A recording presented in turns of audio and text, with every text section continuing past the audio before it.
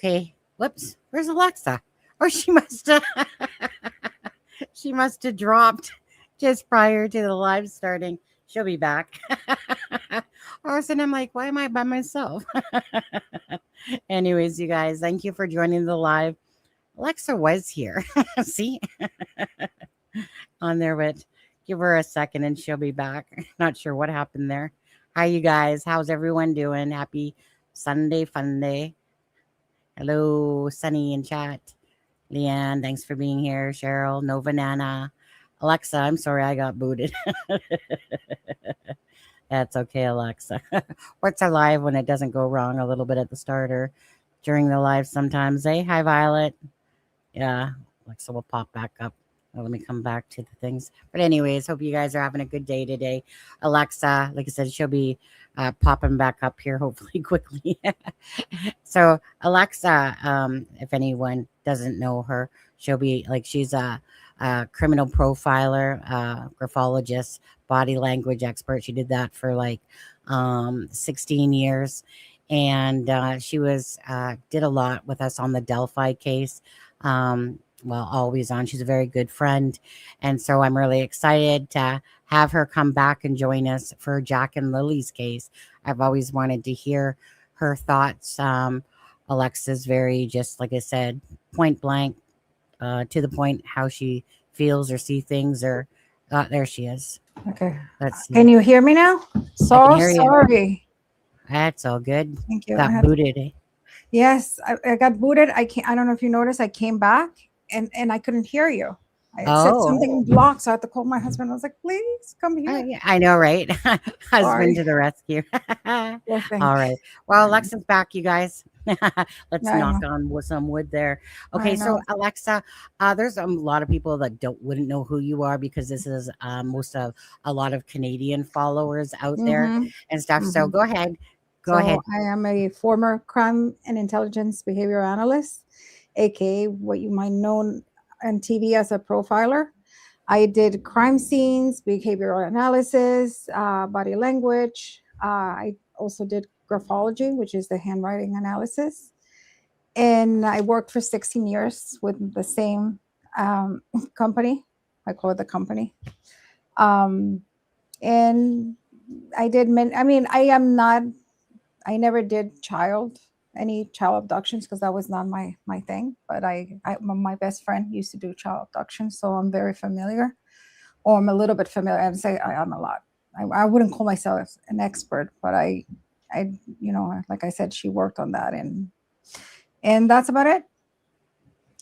So, thank you, Alexza. Well, I'm glad Alexza was the way, you guys, and her flight ended up getting delayed. Well, yeah, rerouted, that's the word, and stuff like that. So so I just said, well, hopefully we can do it today. And because it was supposed to be last night, and last night I was supposed to get into New York at 7:30, and I said I can do it, and thank God we did. You were like, no, let's do it tomorrow. Yeah, because we were about to land, and then it got rerouted to Connecticut. So yeah, exactly. Yeah, well, at least you got somewhat of a rest. And I did. So yeah, and Alexza's 3 hours difference. She's on the East Coast there in New York with us. Okay, so if you guys haven't already, please, of course, hit that like and the share for the algorithm for Jack and Lily. Keep their case out there. And appreciate that. And I still want to say, I'll go over it later, but thanks everyone, because we did a GoFundMe for Belinda. Belinda is the paternal grandmother of Jack and Lily, and for support and stuff like that for the GoFundMe for her. So again, there was so many people that were gracious enough to, contribute to the GoFundMe for Belinda. And like I said, me, I mean, like I said, I don't support anything if I don't believe in something. And of course I love Belinda.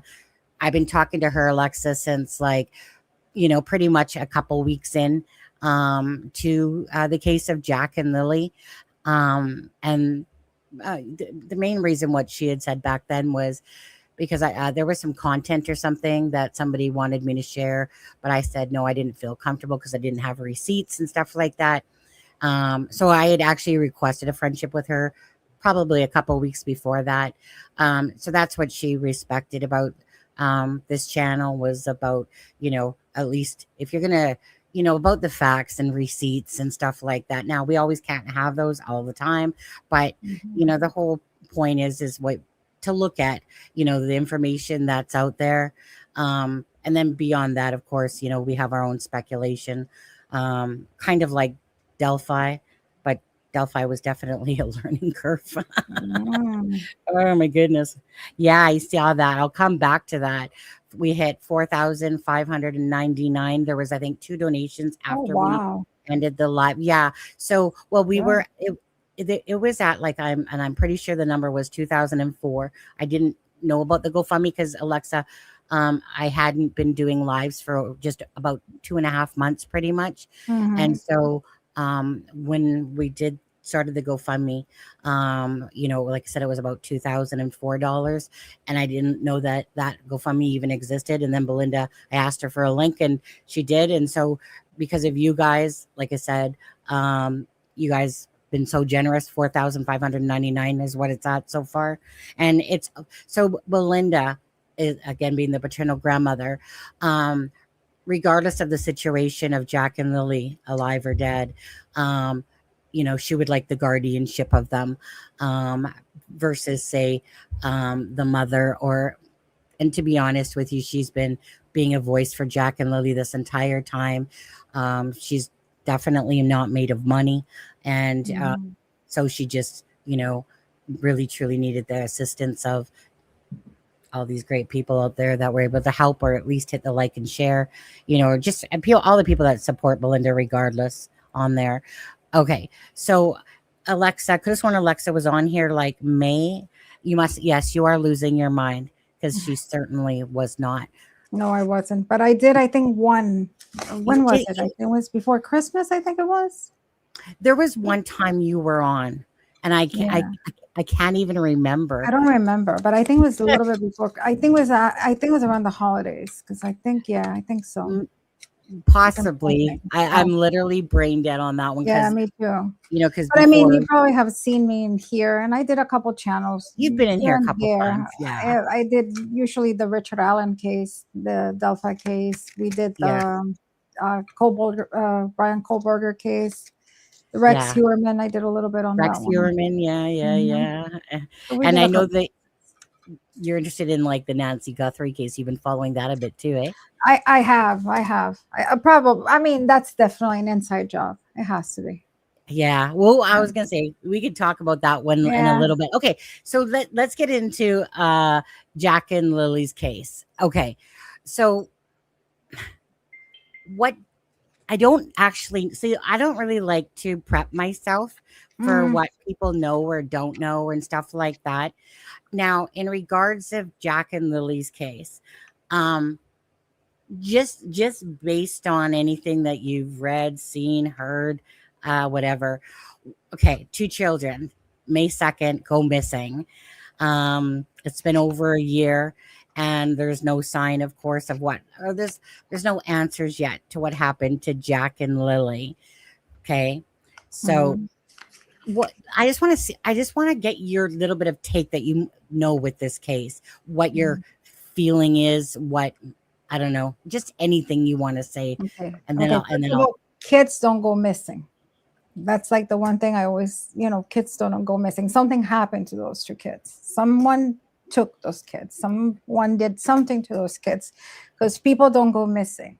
Kids definitely do not go missing. So something happened to those children on that night or the earlier, and they went missing. So that's where we have to find out what happened to it.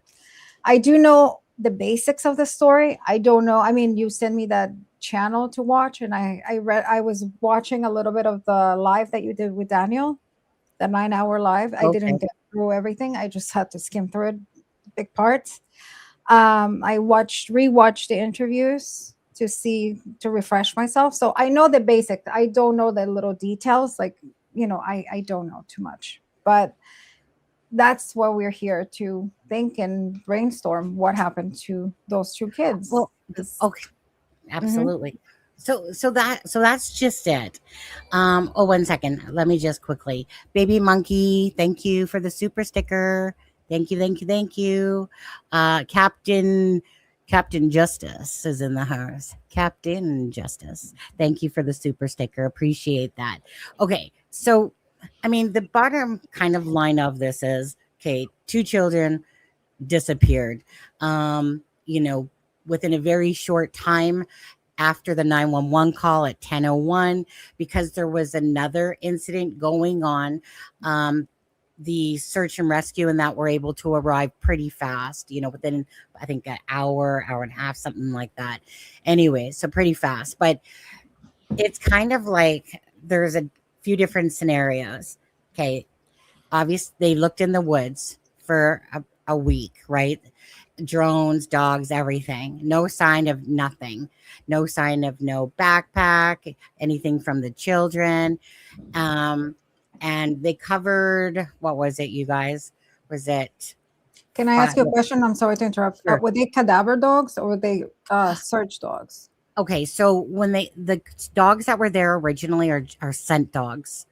Okay. Cadaver dogs came in like months later, Months like later. 6 months or whatever it was, right? And So did they have anything conclusive? Anything on that? On the when they came, the cadaver no, dogs?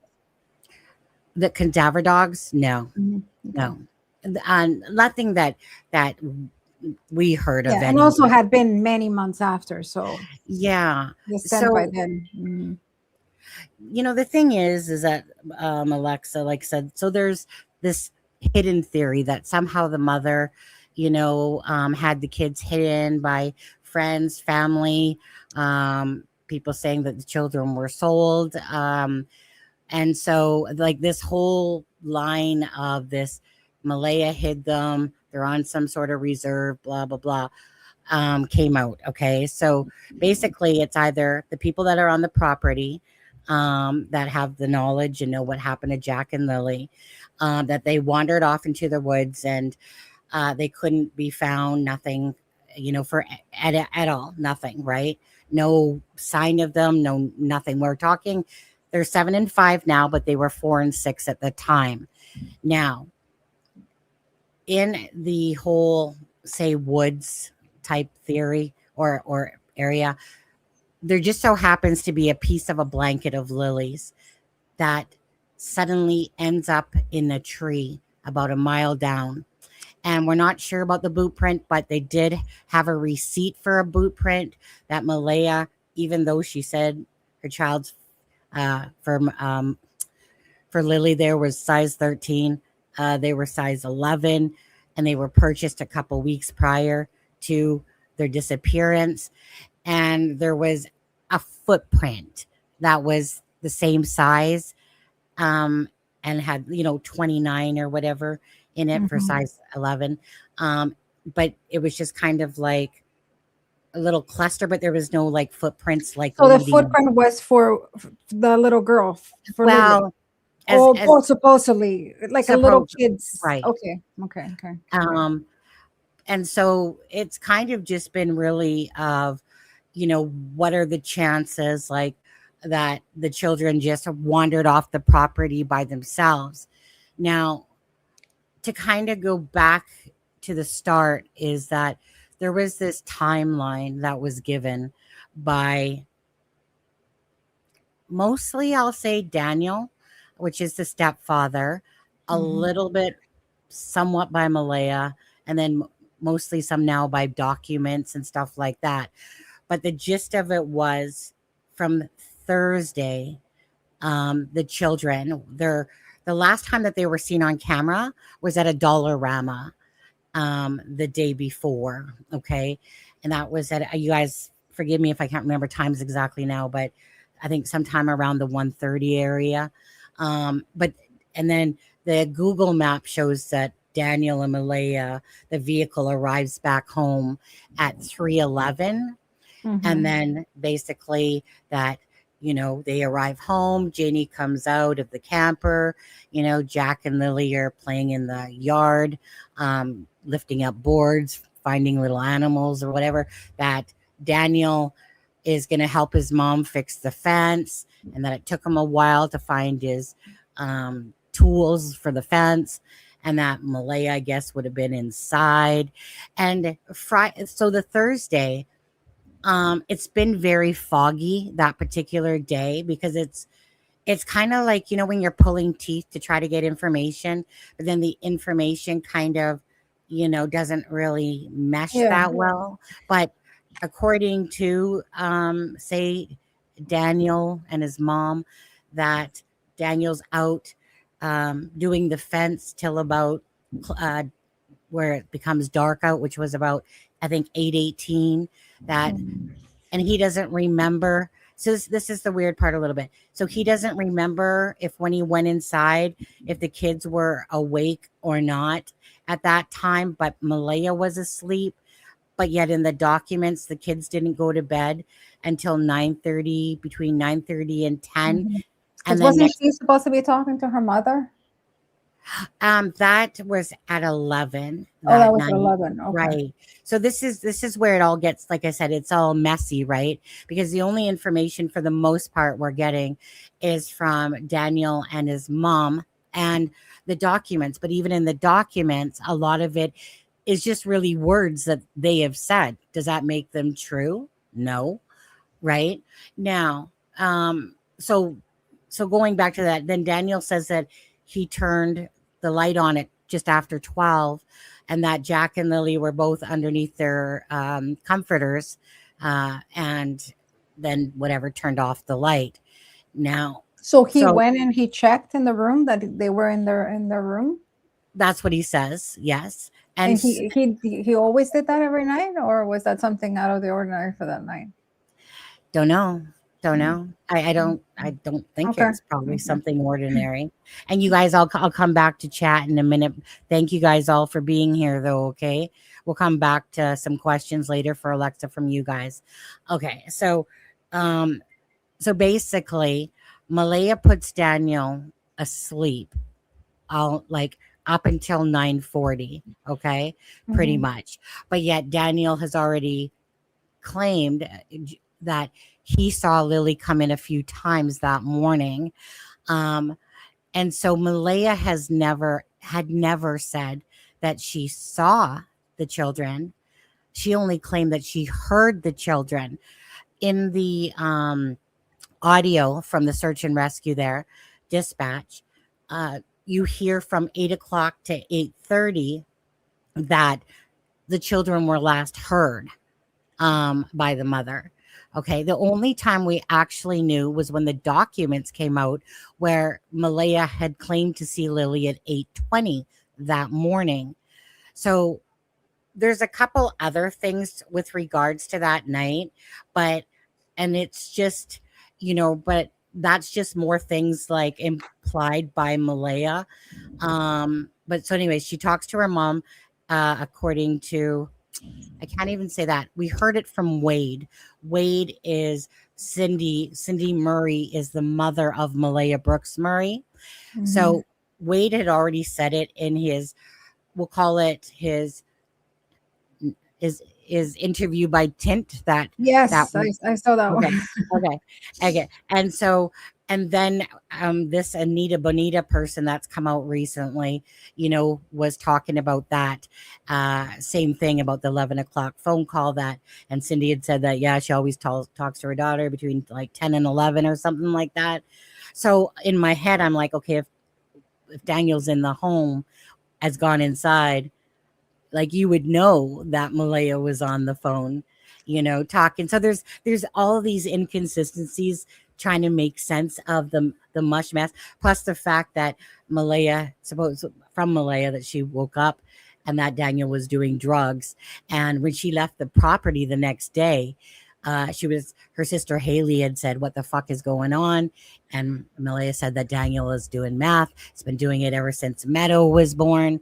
And basically she got off that property the next day. But anyways, going back to that timeline. So basically in the morning, we don't we hear about 8 to 8:30 on the dispatch, right? And then Daniel, when he's doing an interview, he says that it was only 20 minutes later when, it's like they woke up. And then so Daniel says that he's the one that said, I don't hear the kids, da da da da. Well, Malaya said the same thing. I don't know, I don't hear the kids, da da da da da. Now then Daniel did retract it and said, yeah, Malaya was the one. But that's, again, there's just so much what I deem as, just a bunch of BS with this case. I'll say it that way, because you don't know what's true or not true. But anyway, so if 20 minutes went by, that's not 9:40. 9:40 is when they supposedly woke up, is 9:40. And then the call comes in at 10:01 by Malaya. Daniel, Malaya basically get out of bed around 9:40ish. No sign of Lily or Jack. Daniel runs up the hill to the little forts, says takes them about 30 seconds, comes back down, and then there's more inconsistency, because Daniel says that he comes down and that his mother comes out of the trailer and said, like, what's going on, basically. And Daniel says, well, Jack and Lily are missing. But yet Janie has already said that she heard Daniel yelling. Janie would be the step grandmother on the property that lives there. And then so then she says that she came out about 10 minutes later, and Malaya was standing in front of the trailer with Meadow, and she said to Malaya, what's going on? And Malaya said that Jack and Lily are missing. So there's so many inconsistencies. Even if they're little, there's a lot of them. How the blanket arrived in the tree. Which is just sus beyond belief, obviously. But anyway, so according to Daniel, the children got out the back door, the sliding glass door, but the back door was closed, and he said it would take two of them to shut it, the back door together. So it's one of those things like, okay, so these children go out the back door. Daniel claims that these children don't do that they don't just go outside. They don't take off anywhere, that this isn't something normal. Right. And so it's like, okay, so that's not normal. Yet the kids disappear. They manage to open up this door, and go outside. And then Janie, okay, so Malaya claims that she saw Lily once at 8:20. Daniel claims he saw Lily 3 times while Jack was in the kitchen. Once he used the word playing, anyways, in the kitchen, but didn't necessarily see Jack. Now, Janie, she claims that she heard Jack and Lily. So Malaya tries calling her mother at 8:28, and her mom doesn't answer. Okay. But that's documented about that. Okay. Why was she calling her mom at 8:28? Who knows? And then it goes kind of over to Janie. She's talking it with her. She's up at whatever it was, 7:00 with the chickens, drinking, smoking, whatever. Anyways, she has a phone call with her brother, Ron, at 8:48. Now, then she says she goes back to bed. They all claim to be going back to bed at some point here. Okay, like they all just, how it is, right? In cases, everyone's got amnesia. They go back to bed. They forget all of a sudden, and stuff like that.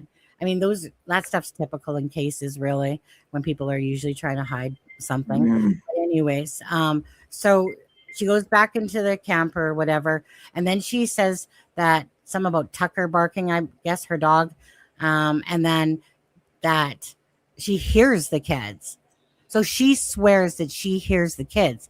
So, but we're at a very small window of time, Alexza, to when these children could have been taken from the property based on their own timeline. Because if Daniel and Malaya are claiming that they woke up at 9:40, but yet 8:00 to 8:30 and 20 minutes later obviously put you more around 8:50, not an hour later. But anyways, so that would mean, according to Janie's story, that would mean that Jack and Lily would have still been on the property after 9 o'clock.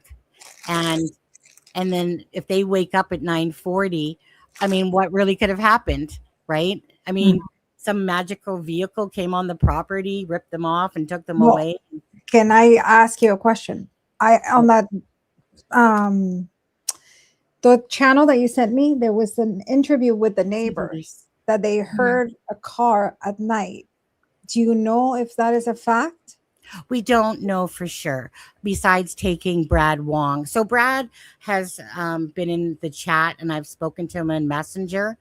So he said, so there's nothing on camera. Okay, so the two cameras that are in the vicinity um, were not working. That the ones that are right near the property were not working. Now, so Brad says that between the hours of basically 12 to 5, that he heard a vehicle back and forth 3 times. Then there was another person named Justin, and he heard a vehicle at 1:30 cross the tracks and then come back again. And Justin was staying at the what they call the POA, the park, that's right across pretty much from their The home. property. Hmm. Yeah. So because like there's nothing, the RCMP had come out to say that, like, meaning like there's nothing that they have like basically to corroborate it, Hmm. right? But I So it's, mean, why would I mean this Justin? Why would he lie? You know what I mean? Why would he lie? well, Too? that's just it. Like over the course of this case, people have accused Brad Wong with having something to do with it. Yeah, So of it course. really There are just, people that like intruding into the cases. That's classical. But hey, hold on a second. Missy, mom, don't be rude, okay? The guest will speak, but the guest also needs to know more about this case. So don't be rude or I'm going to boot you. Okay. Because I can tell right now that that's just fucking ignorant. So you can either hightail it out of here now, but if you're going to be like that, you have to understand that Alexza hasn't been following this case like we have. Got it? Mhm. Good. Sorry. I hate No, it it's when I okay. see people being so And rude. believe me, if I have to say something, I'll cut her off. Don't worry about it. But I There we appreciate go. it. But she's Hello, giving me Shannon. the groundwork, so we can get into it. She's going to speak a lot. So don't you worry about it, Missy. All right. Okay. So, Alexza. Hmm. So, like I said, the timeline is all, All over the it's place. just not consistent. What is your gut feeling with regards to this case, or however you want to talk about it? I mean, I think that someone did something to these children. And I think the two people that were in that house know exactly what happened to those children. Because like I said, children don't go missing, people don't go missing. Something happened to those people that they end up missing. So I think something happened to those two little kids. And then it was a cover story. So, I mean, I did watch Daniel's interviews and I have watched Malaya's interviews, and I don't like the body language for neither one. I think one, it's covering her up, and maybe the other one, I just don't like it. I think there's one, Daniel seemed like he is being honest in many things, but I just don't like the detachment that he never says their names. Like if they were my stepchildren, I would be like, I'm Lily still and here. Jack. But he always says the kids or those kids. So why is he distancing himself? You have to understand that when we speak, there's not just words that we say. There are specifics, and that to me is it's a red flag for me. Why is always that detachment between him and the kids? Um, I think they said that he passed the polygraph. I don't know. Well, I'll come to that too about that, because that's another strange thing about this all is that so they were asked like 4 questions. Which it never So should have been. And let me tell you, in my lifetime that I've seen, that I work very close with police, I never seen only 4 questions in a polygraph. Because usually you start with the base. well they You need did. to start asking, like, what's your name? Is the sky blue? To see, how is the tempo? And then you Mhm. start going into questions, but I have never seen that. Only Well, four that questions, so and that's it. they did ask the baseline questions. It was kind of like three parts, right? Okay. Yeah, usually that's To how it it. is. But the bottom line is that in total was like four questions. So basically, so Wade was polygraphed, Cindy was polygraphed, Daniel, Malaya, Janie, the grandmother on the property, step grandmother, Mhm. couldn't take, like, it's like, I think she took the polygraph, but they couldn't get a read because of some hypertension, something, Yeah, something, yeah. There are people with conditions that cannot take it because you it know. affects the reading. Hmm. Belinda's son, which is the father of Jack and Lily, the biological father, Hmm. he took one as well. So basically, um, to the questions, they were truthful.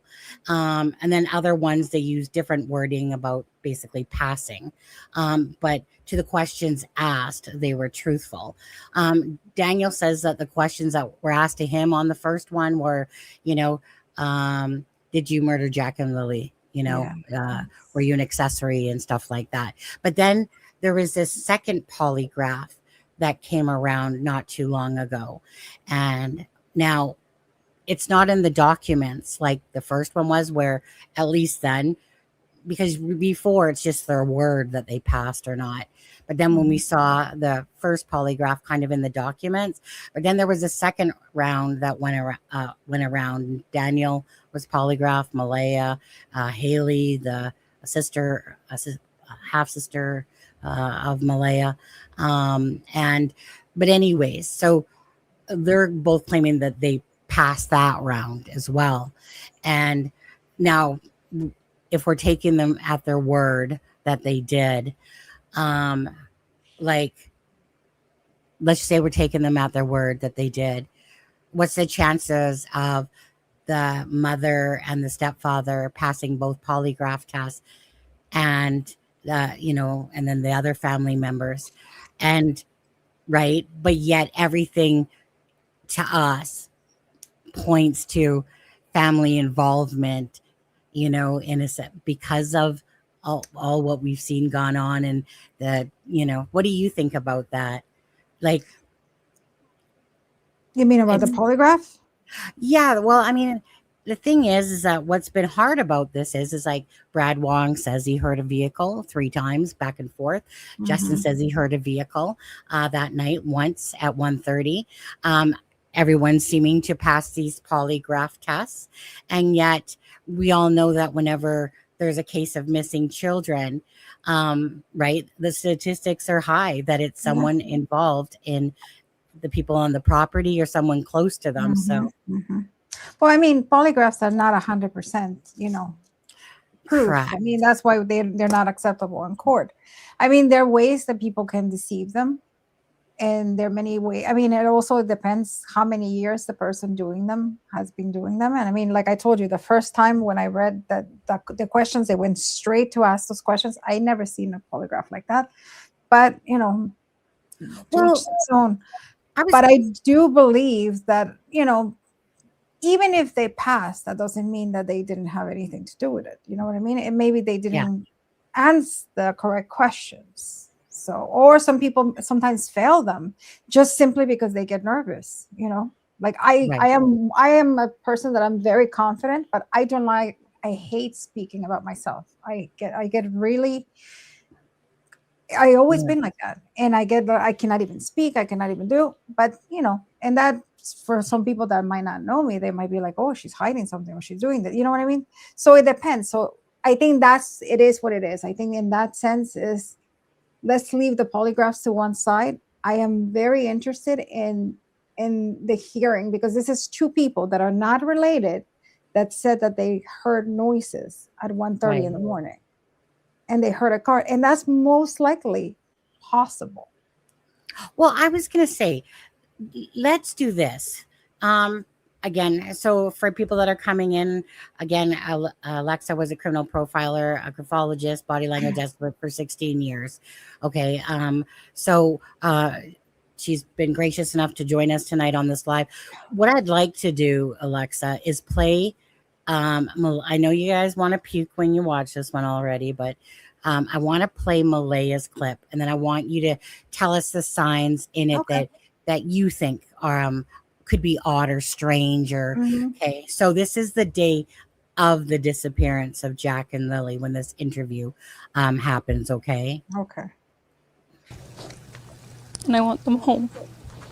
What happened was we woke up, I heard them playing in the next room beside us, and I was drifting in and out of sleep, and they're not the type of kids that we tell them not to go outside on their own. We always make sure that we're out there with them, watching them, and they happen to just get out that sliding door, and we can't hear it when it opens, and they were outside playing, but we weren't aware of it at the time, and the next thing we knew, it was quiet, and we get up, and I tell him, my partner, Daniel, I tell him, do you hear the kids? And he says, no, and we get up instantly. We're looking outside, we're looking everywhere, yelling for them, and I instantly just call 911.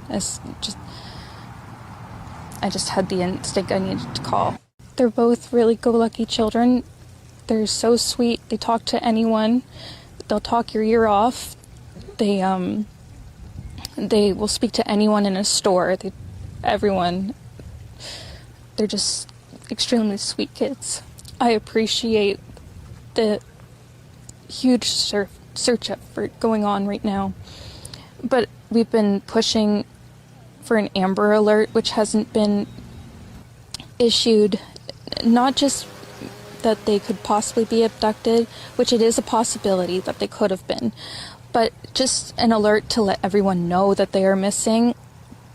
We had people text me saying that they weren't aware someone else let them know that they were missing, and it would just be nice if everyone could be alerted. We thought maybe that we found tracks, but it's still uncertain.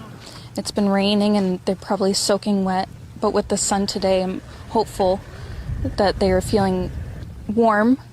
We're all filled with pain and sorrow because we just want them found. We want them home.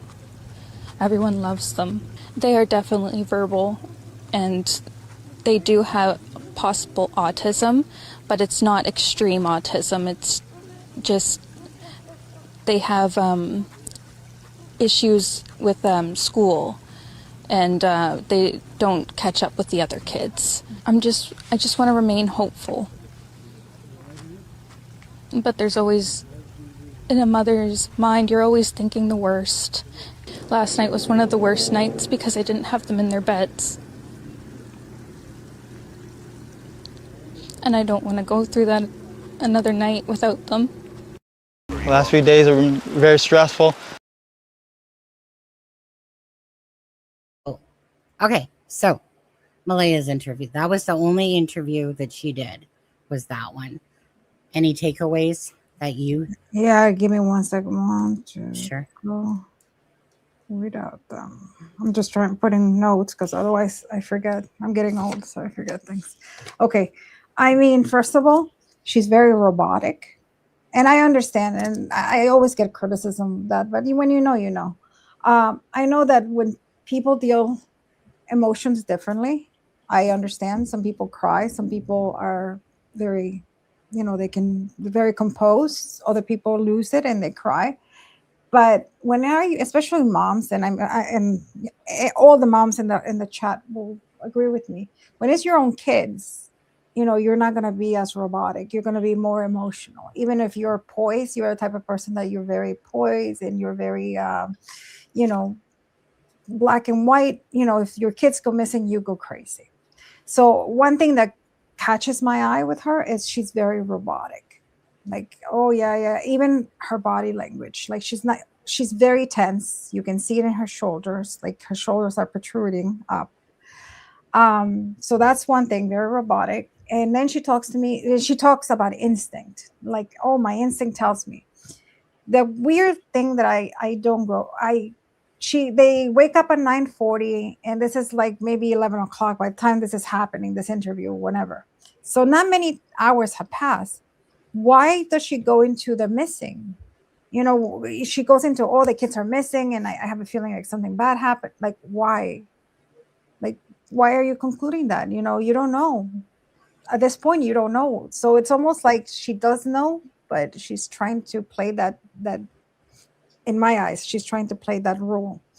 And then she says, there were 6 and 4, right? The kids. Lily was 6 and At the time, yeah, at the 6 time, and but 4. 4. And so then she says that they're possible that they might have autism, both of them, right? But they were verbal. Is that correct? Correct. Okay, so that's. But I mean, by 6, I mean Lily was 6, so they should have known by now if she really has it or not. But I'll give it to her. And then she goes. It's almost like she tries to stop, and she says, "Oh, last night, you know, was the last time that they were with me." And it's almost like she looks down, and it's almost like she's trying to cry, but she can't cry. And then she's like, "Oh, I don't want to go another day without having them with me in my bed." Just in there, I mean, she stops. I thought that she was going to start, you know, bawling her eyes out, but she catches herself. And again, she goes into that robotic. So to me, I don't know. I don't see a mother that is in distress of her kids. I'm sorry, but she doesn't have the signs of a mother in distress. I think she knows where her kids are, and that's why she's not crying. And she already came around with that, you know. So she knows. So there's no. She's just putting an act, and she never gave another interview after this. No. But what I will do is I'm going to play it one more time for you, just to see if there's anything else that you picked up on. Just because obviously you hear it once. But I'm going to play it one more time to see if there's anything else that you're thinking to this interview as well. Okay. Okay. Just staying as hopeful as possible. I want them home. I want to hold them. And I want them home. What happened was we woke up, I heard them playing in the next room beside us, and I was drifting in and out of sleep, and they're not the type of kids that we tell them not to go outside on their own. We always make sure that we're out there with them, watching them, and they happen to just get out that sliding door, and we can't hear it when it opens, and they were outside playing, but we weren't aware of it at the time, and the next thing we knew, it was quiet.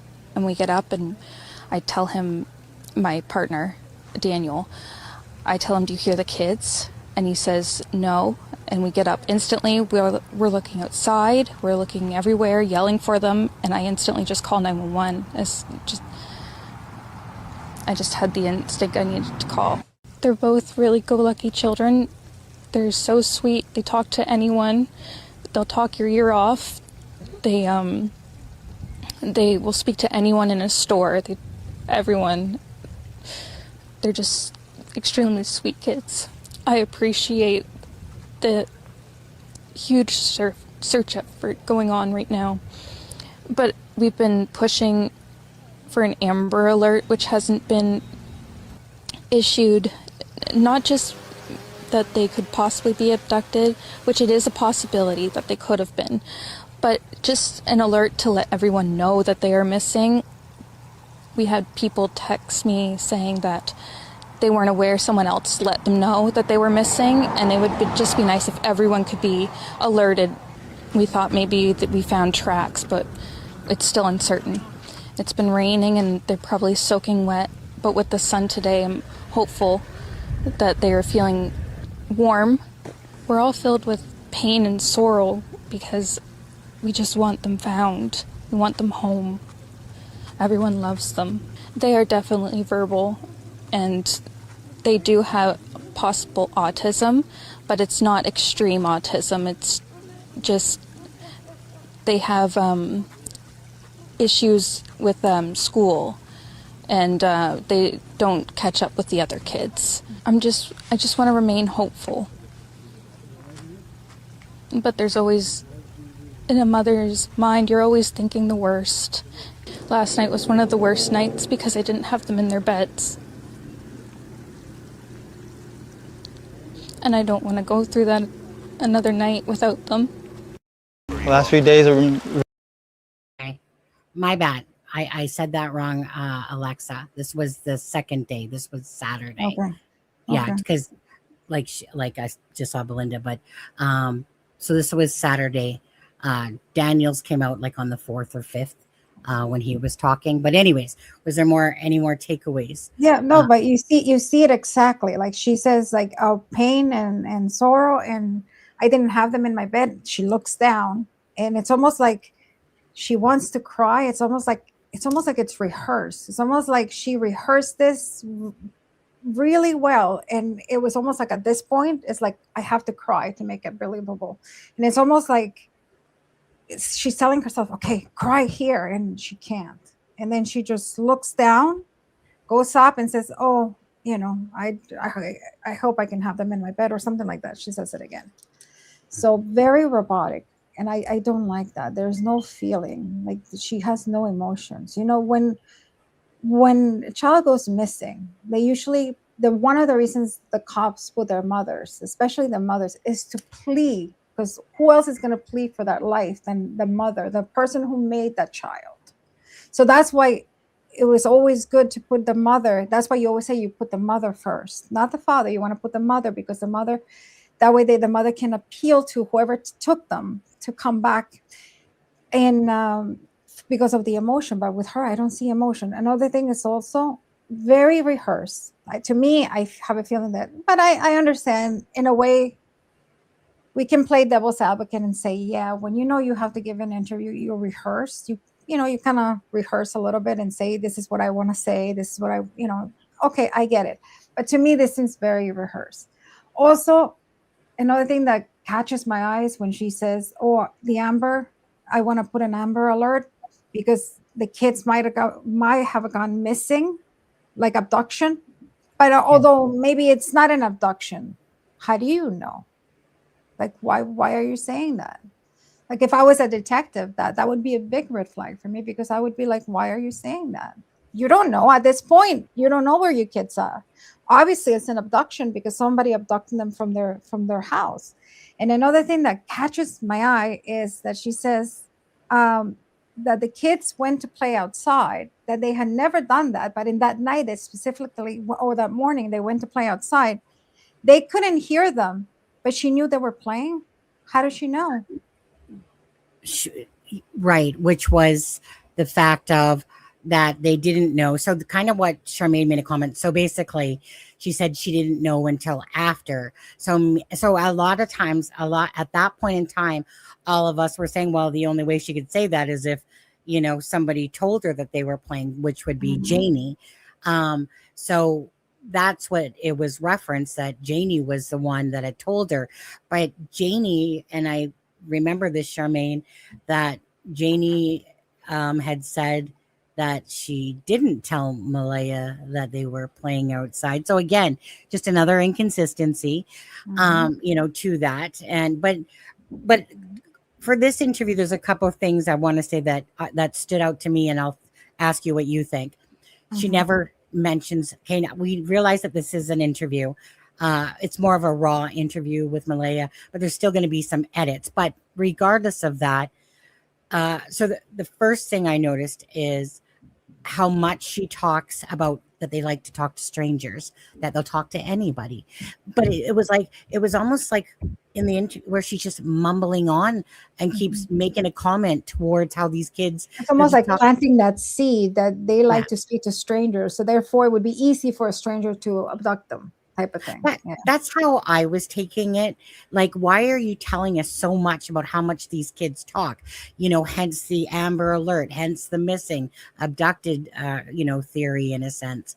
So I just found that strange myself, just how many times in a row she kept saying about how much her children don't know nothing about stranger danger. They like to talk. They'll talk to anybody, da-da-da-da-da.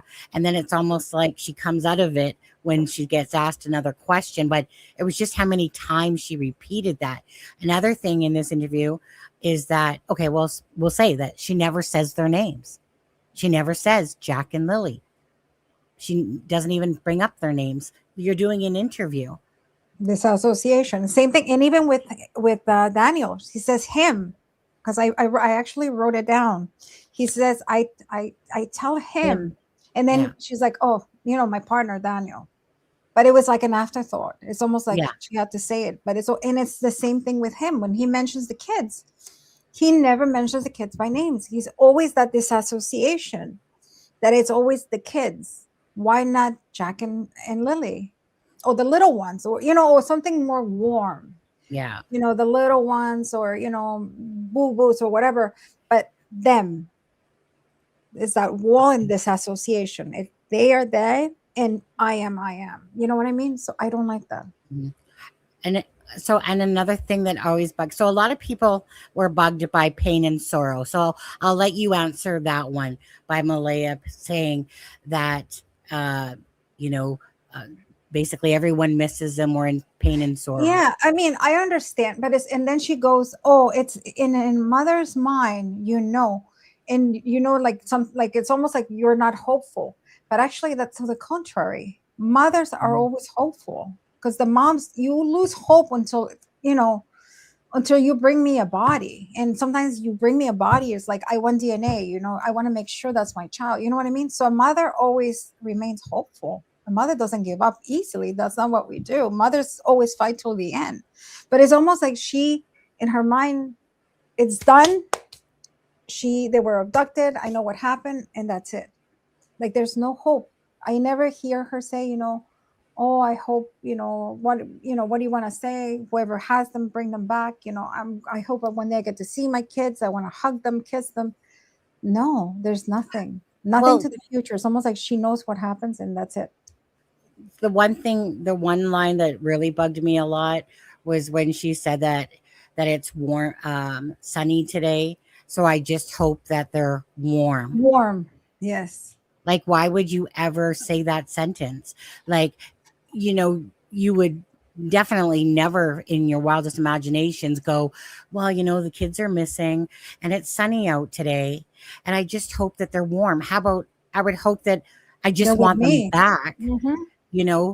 But to sit there and take that sentence of being sunny today and I just hope that they're warm, like, that was the most damnedest thing in this whole interview, that for me kind of just sealed, like, who says that?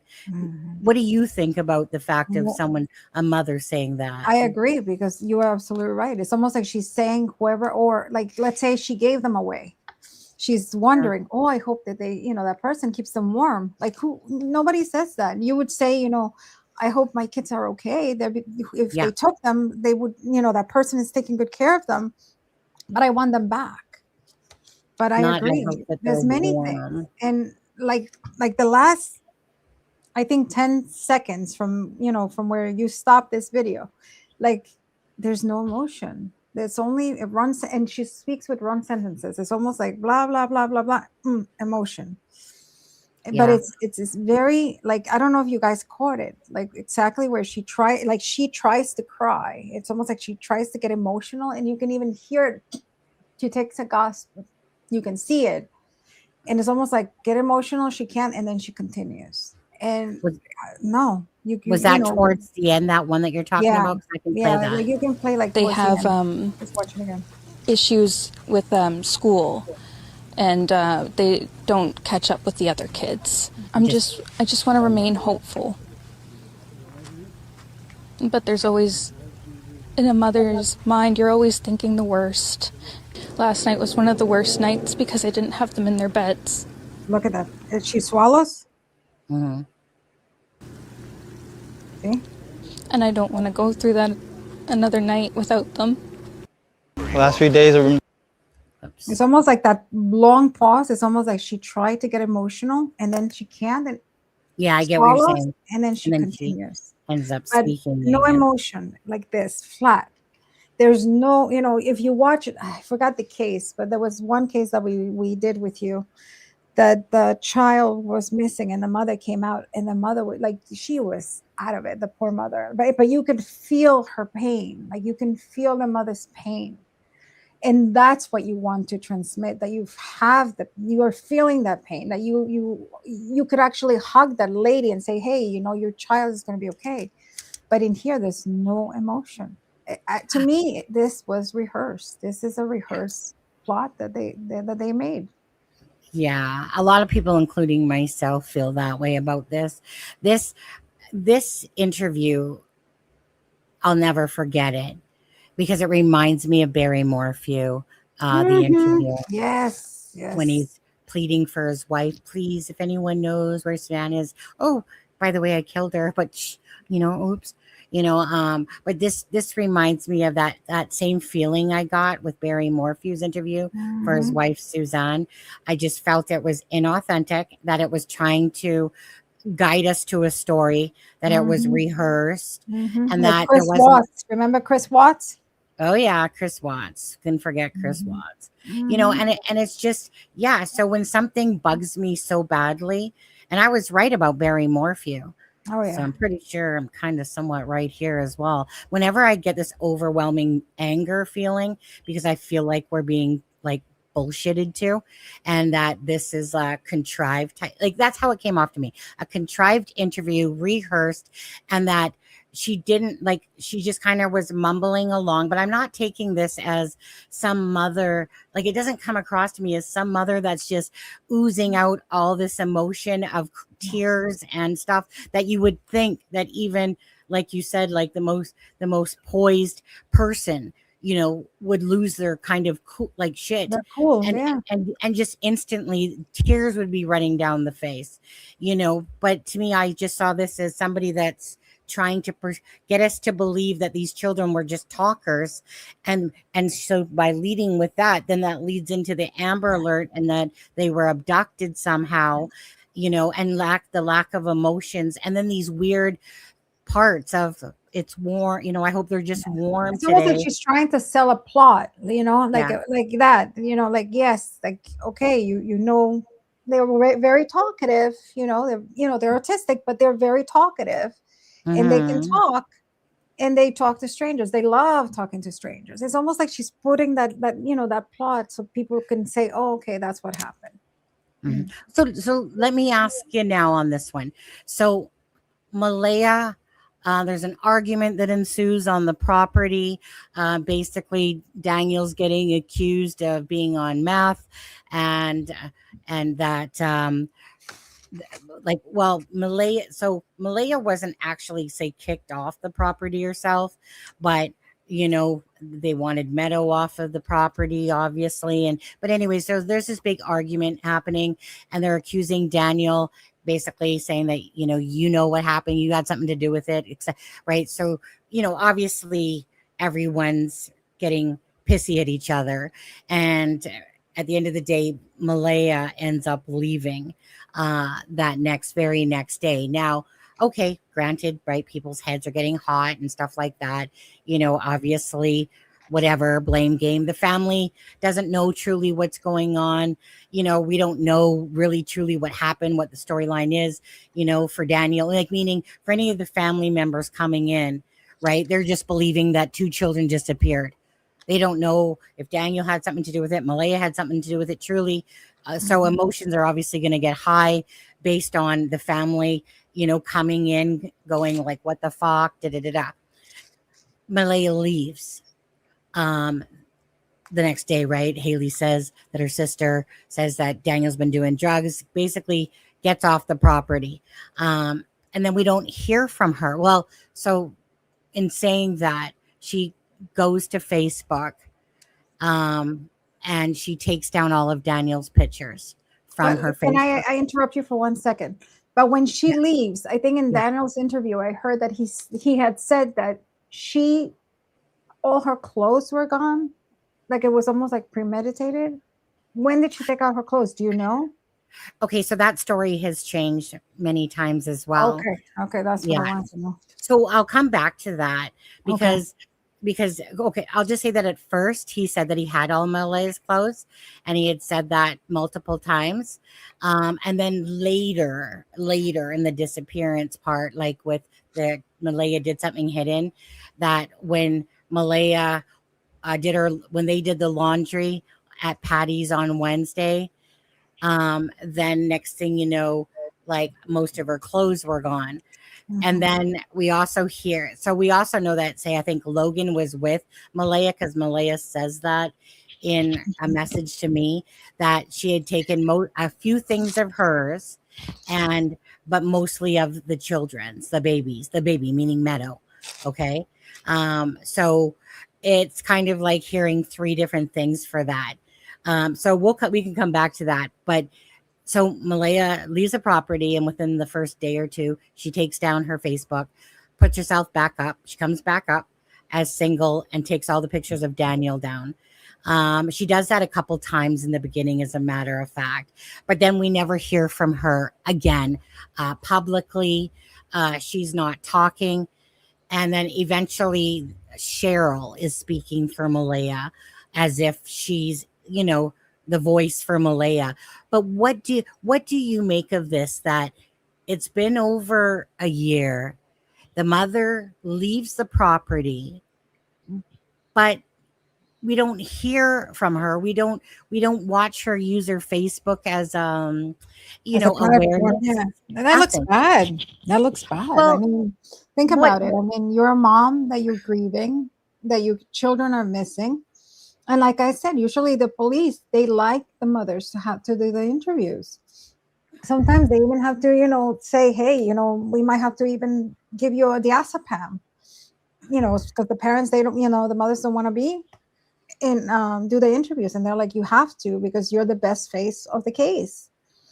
And unfortunately, in here, a year goes by or months go by and you don't hear from the mother. Like, seriously? You don't have, I mean, I understand, okay, you break up with your partner, okay, fine, I get that. But not do your own interviews, not plead. Okay, you don't want to be public, get a lawyer then. Don't get your family, get a lawyer. Get a lawyer and do a press release and say every once in a while, I'm still looking for my kids.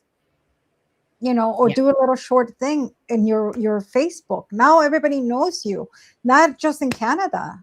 Now everybody knows you in the United States, all over the world. The internet is the best tool that you have to plead for your kids.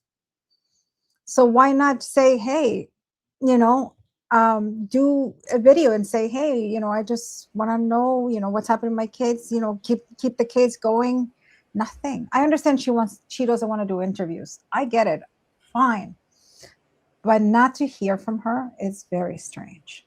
And to me, it's almost like she wants to move on with her life. Well, that was it, right? Like, her half sister, Haley, says that step, you guys, now I forget, half or step. I always forget now. I don't know. Like I said, sorry, much. I'm eating, so I'm taking the microphone off because I can't pause it. So I'm taking it off so you don't hear me chewing. Sorry. Okay. My chew is a little low. So you just gotta mute yourself. You don't gotta take everything. Oh, that's right. That's because you're rusty. So Malaya, like I said, she didn't speak out after that. Meaning if she was speaking, it was in private to people and stuff like that. Cheryl has been speaking out a lot for Malaya in this case. Now, so the next thing I remember is when me and her messaged about 6 months after you guys, was it? Was when I was doing a live and there was this donation event going on, and Cheryl was showing me some screenshots and stuff like that. And then she told me that Malaya was messaging me, which I looked and she was. And I had asked Malaya, like, I didn't want to spook her. But I, was trying to get, obviously, do you mind if I asked you some questions? She had said yes. And then so I had asked her some questions that night, but again, it was while I was doing a live / I wasn't trying to spook her too much by going over the top with trying to get information as much as I wanted it. So I had sent her a message the next morning. Because I had to go to work, so she answered a few things, and then she said, most of what she said, besides answering it, was, I just want my babies back, just want my babies home, multiple times. And then, so when I went to go ask her some questions that Charmaine asked if I could ask her, she said that she had answered enough already and wasn't going to be answering more questions. And I was kind of pissed off. No, I was pissed off. I was pissed off because you're claiming you wanted people's help and that you wanted your babies home. So why would you stop answering some questions, right? I mean, if you have your side or timeline or whatever, then why would you say that? So it really pissed me off that it's like, so you're shutting the door on your own two children but yet you want people to help find your children and stuff. And so so the next thing I remember after that was that this letter comes out. I'm not like, how many months ago, guys, was the letter? A few, like, let's just say 4 months ago or whatever it was. This letter comes out that she apparently writes. So please bring me home as an organization to help search for Jack and Lily. And then Malaya has written this letter, but she doesn't read it herself. Instead, someone from Please Bring Me Home, Angelina or somebody, Angela, whatever her name was, reads it. She signs her name wrong, like not signs, but prints her name wrong. She forgets the A. And then the signature. Have you ever in your life, Alexza, spelt your name wrong? Because I can't think of one time in my life that I literally, like, meaning. No, not my name. I have so many things wrong, but. But okay. So a lot of people think that, like, maybe Cheryl wrote it or something like that. But regardless, this letter comes out. Yeah, that's very weird. And she still doesn't read it herself, right? And Do it's you like, have that? Was that a press release? Was that something to the public? it was to the public. It was through like Facebook. I know I have the letter. No, when you can show it to me, it would be interesting. But is it handwritten? Yeah, handwritten. Okay. Yeah, like printed handwriting type of thing. I think it's kind of, I think, a combo of both, because I do the same. I print handwrite. I'll find that though when I'm doing something else, because I got a piece of it. But I mean, I have the piece where she signs it at the bottom, like, meaning the second page I know is like handy, but I have both. Okay, so that's basically the next time we hear really anything from Malaya, is this letter that she writes that somebody else reads, right? Again, your children are missing, you're their mother, and the stepfather is doing all like these we were talking in the chat. I mean, usually law enforcement tells you not to tell details about the case, not to discuss the actual case if you're involved in this. But they usually want the family to come out and be the spokesperson or the spokespeople of the case, because who else better than the mom? So for the police, I don't believe that the police would have said, to Malaya, don't speak to anyone. No, they probably said, be mindful what you say to them and don't do interviews, because the police, they don't want to say anything. They don't want the public to know anything, because to them, anything could be a clue. And right now it's like, it's better if they don't mention anything. So I think that's probably what they said to her, but they never said, don't fear for your kids' lives. And they came out and said that, the RCMP, that they didn't say they could not talk. They just basically said, be mindful of what you say. Of what they say. Yeah, of course. Because, they don't want them, the police doesn't want anybody knowing where they are at, what clues they have, what they don't have. They don't want anything. Well, I was going to say, them, they won't even say a lot to them. So what I'm going to do is I'm going to go look for that letter, both pieces. But I'm going to play. So now I want to play for you just while you're eating or whatever. I'm going to play. This is by Hunter, True Crime Hunter. Hunter S. True Crime. I always get it wrong. Let me just put his thing up there. Where's my banners? I don't know why I always get it wrong. Anyways, so this is where, and this was a while back now, but this is where he compiled a bunch of Daniel's interviews. So as I go look for Malaya's letter, I'm just going to play this and let you take, read his body language, what he's saying, if they're fake tears, you take it as, or real tears. Anyway, so I'll play this and I'll take us off like that. Last few days are very stressful. I mean, ever since the Friday morning when we noticed that the children were gone, immediately jumped in the vehicle, surveyed all the areas, many dirt roads, many culverts as I could, and waited for the police to get there. And as soon as I noticed them weren't there, I immediately jumped right in the vehicle and surveyed all the area, every dirt road, every culvert that I could find. As soon as I seen they were missing, I jumped right in the vehicle and I did every dirt road and searched every culvert. The very first day I wasn't around very much because I was just searching. I was running through the woods, screaming their name till my throat hurt. Jack just absolutely loves bugs, dinosaurs, anything like that.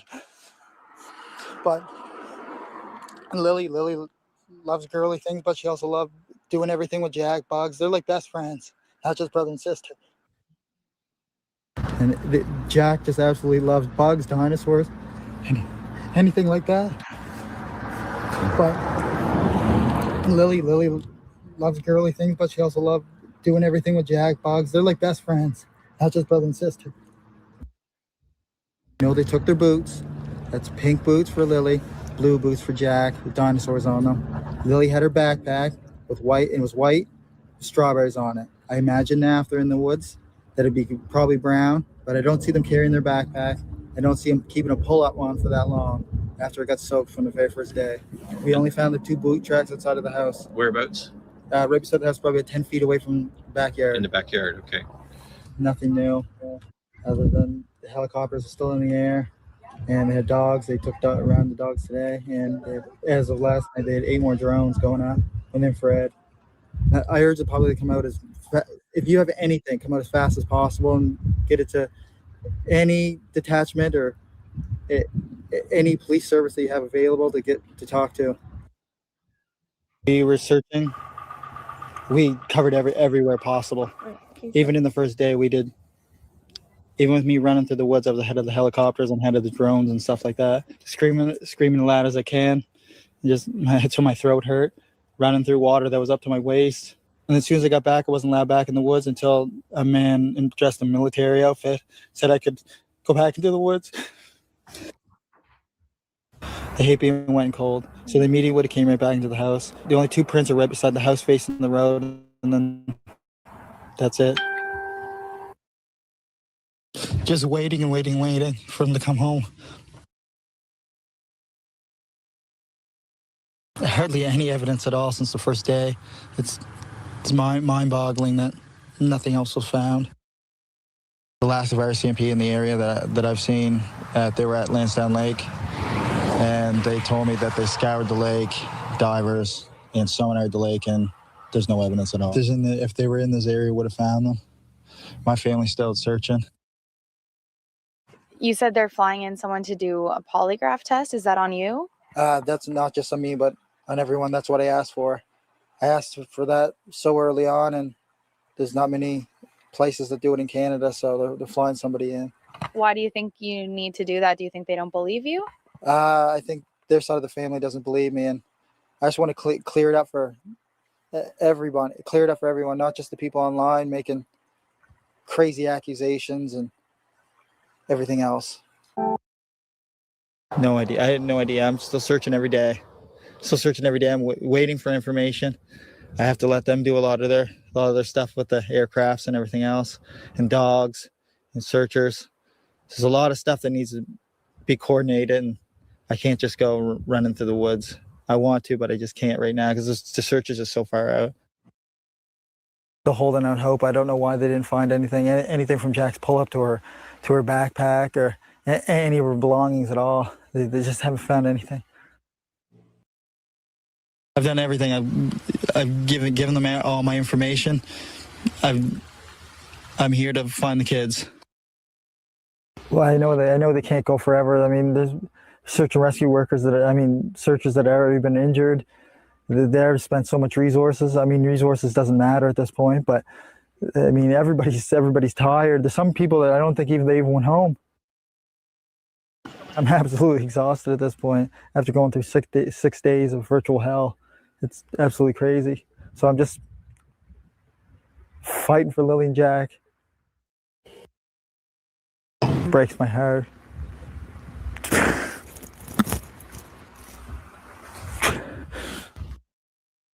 Pure exhaustion at this point. I mean, sadness just turns to anger because there's no answers. And I mean, I don't know if we're ever going to get answers. Bring cadaver dogs. They search for anything they can find. I want as much as they can do.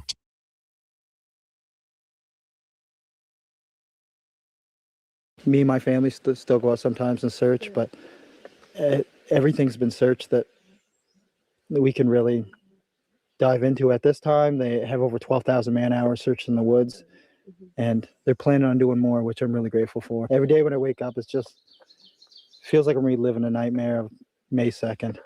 But the main feelings from sadness have just turned to anger because there's no evidence as of after 1 month, and it's really taken a toll. I know that they're working hard and they're using every resource they have, and it makes me hopeful because that's all we have at this point is just hope. I know the truth.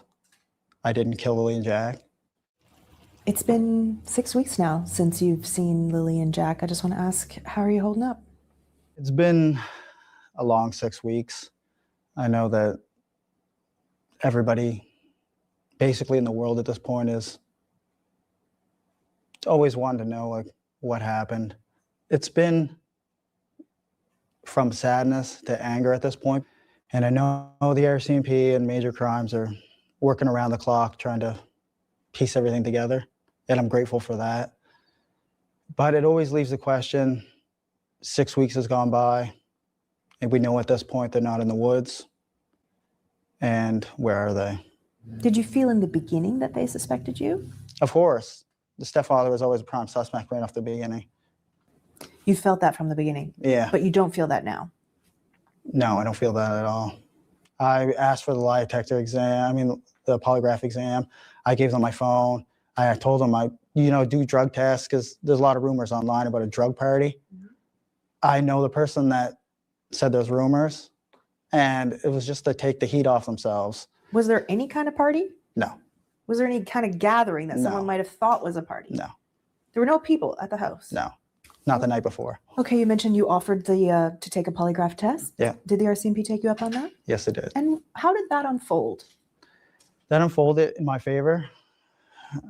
They obviously know I wasn't lying about anything. So they said, "Yep, great, thank you. Come in for a polygraph test." Yeah, it took a little while to set up. And when did you do that test?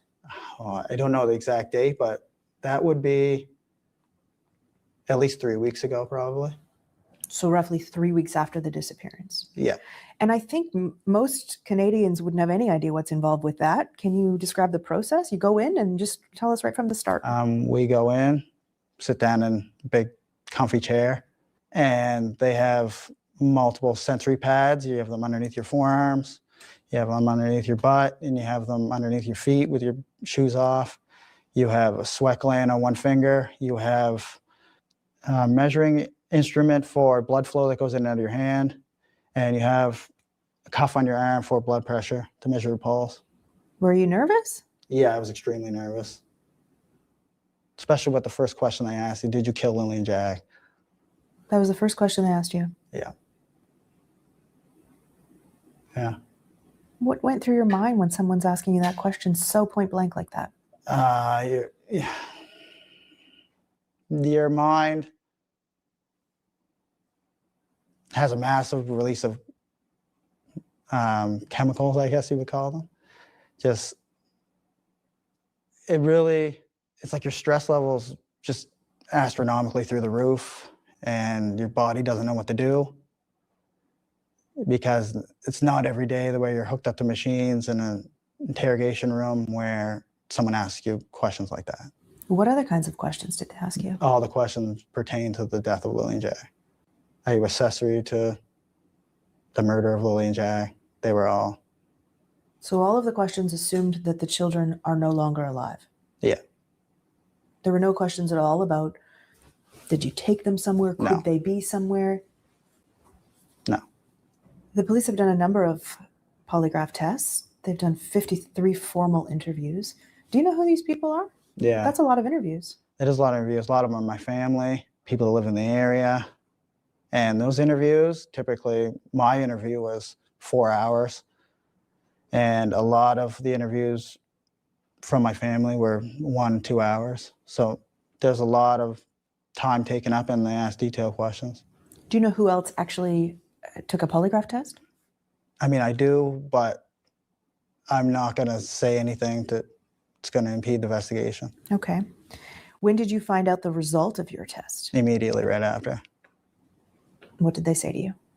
You did a good job, you passed. And how did that feel?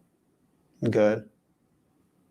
And did you feel that there was any further suspicion on you after that point, or was that sort of conclusive? No, that was really when I seen the turning point for it's starting to taper off with investigators. Do you know if Malaya has taken one? I don't know if I can say it, but I will anyway. Yes, she did take one. Okay, she took one. Do you know the result? No. RCMP wouldn't let tell me I asked. You said you feel like everyone in the world wants to know what happened to Lily and Jack. Yeah. Why do you think that is? Why do you think this is getting so much attention? Well, just the mysterious and nature of everything and how strange everything is. The RCMP, you know, I mean, they have to keep a tight lip on everything, but there's a lot more that meets the eye with the case. Is there something that you think the public doesn't know that you can share that you want the public to know? That's a hard one because I don't want to impede the investigation in any way. It is still a missing persons investigation. It hasn't pivoted to any type of criminal investigation. But the kids were seen the day before.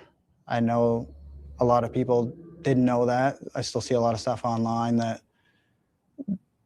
the kids could have been missing for days. They were out of school for days, and they were seen in the Glasgow area on camera the day before this appearance in the afternoon. Where was that? I don't know if I can say that, but it was near the Highland Square Mall. Was it with you? It was with me, Malaya, and Meadow, and Lily and Jack were there too. And are the police aware of that? The police were aware of that since. Do they have that video? Yes, they do. I also talked to my coworker in the parking lot as well, and he verified that with investigators as well. So for all the speculation, they were gone days ahead of time, or they were seen the afternoon on camera before the disappearance. Why do you think the police are asking for video dating back, days before that? Well, the reason for that is they want to see the traffic of the vehicles on the roads in the area, right? Maybe vehicles that were traveling that area a lot over the last few days prior to hand, or vehicles that, weren't seen in the area, or vehicles that were seen in the area, like local people that are, you know what I mean, making frequent trips past the house, or which it's all considered evidence. I mean, the more pictures and videos is the better. They say they have hundreds of hours of video. Mm-hmm. Do you know if they found anything on those videos? I think it was up to 2 weeks ago, they had footage that they examined for evidence that was 8 kilometers diameter out from the house. So that was after a month. That's how long it took to get footage and review it 8 kilometers out. So but what's on the video? I don't know. I'm only limited by what they tell me.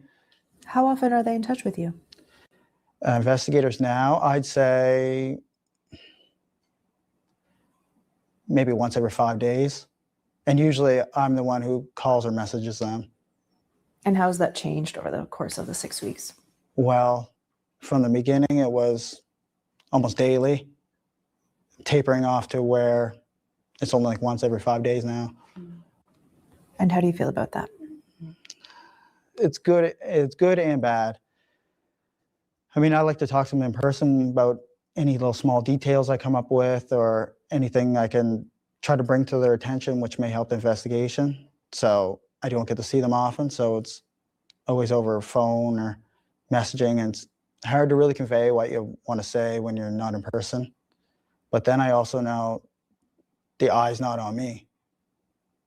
The investigators don't see me as part of the disappearance. How do you know that? Well, when you're going from daily to tapering off every 5 days, I mean, I already gave them everything on my phone. I'm the one who originally said, here, take my phone. We'll go through all my banking information. We'll go through all my stuff on my GPS from Google. And you were offering all that up right Yeah, from the I offered beginning. everything And why were you doing that? to show them that I want to get the investigation moving. I know I have nothing to do with any of it. A lot of speculation is you killed the kids. We'll just come out and say it straight as it is. What do you think when you read that? It's a lot of nonsense, obviously. I know the truth. I didn't kill Lily and Jack. And I just think a lot of people online they're seeking drama. That's the main thing. Everybody's allowed their own opinion, like I said before, but it's hard on the people that were actually there and missing the children. Still haven't got to see any of my kids, including Lily and Jack. And that's been really tough, going from a family of 7, including my other 2 kids that live in Halifax now, going from a family of 7 in the blink of an eye, your family's ripped apart and you're left alone.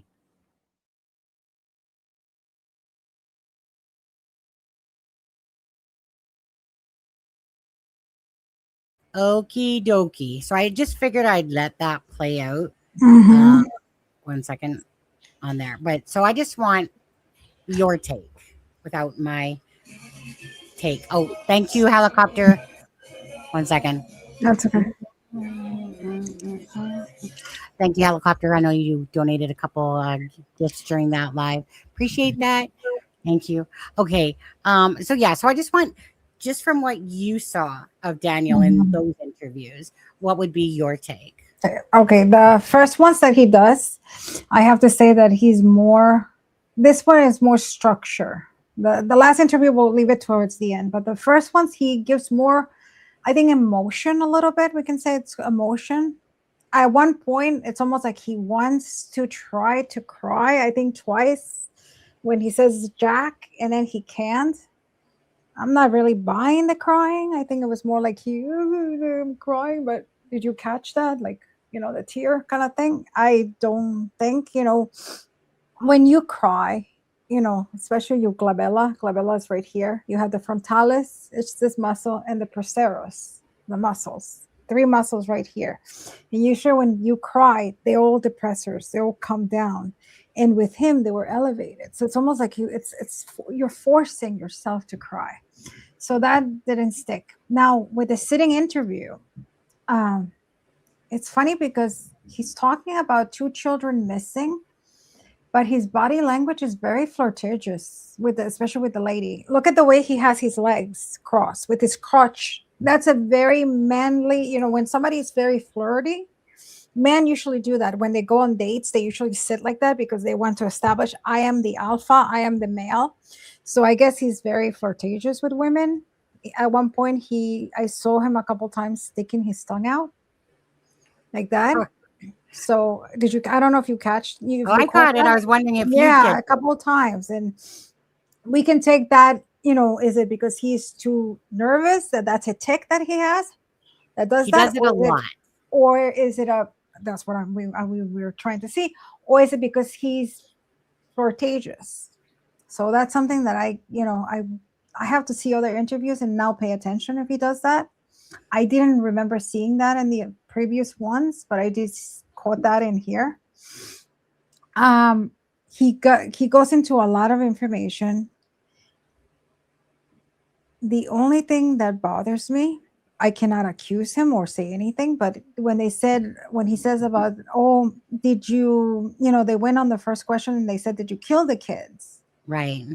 And then he's like shaking his head, like he shook his head, and that I was like, very interesting. So I would like to I have to go back and rewatch that. But I think he knows something.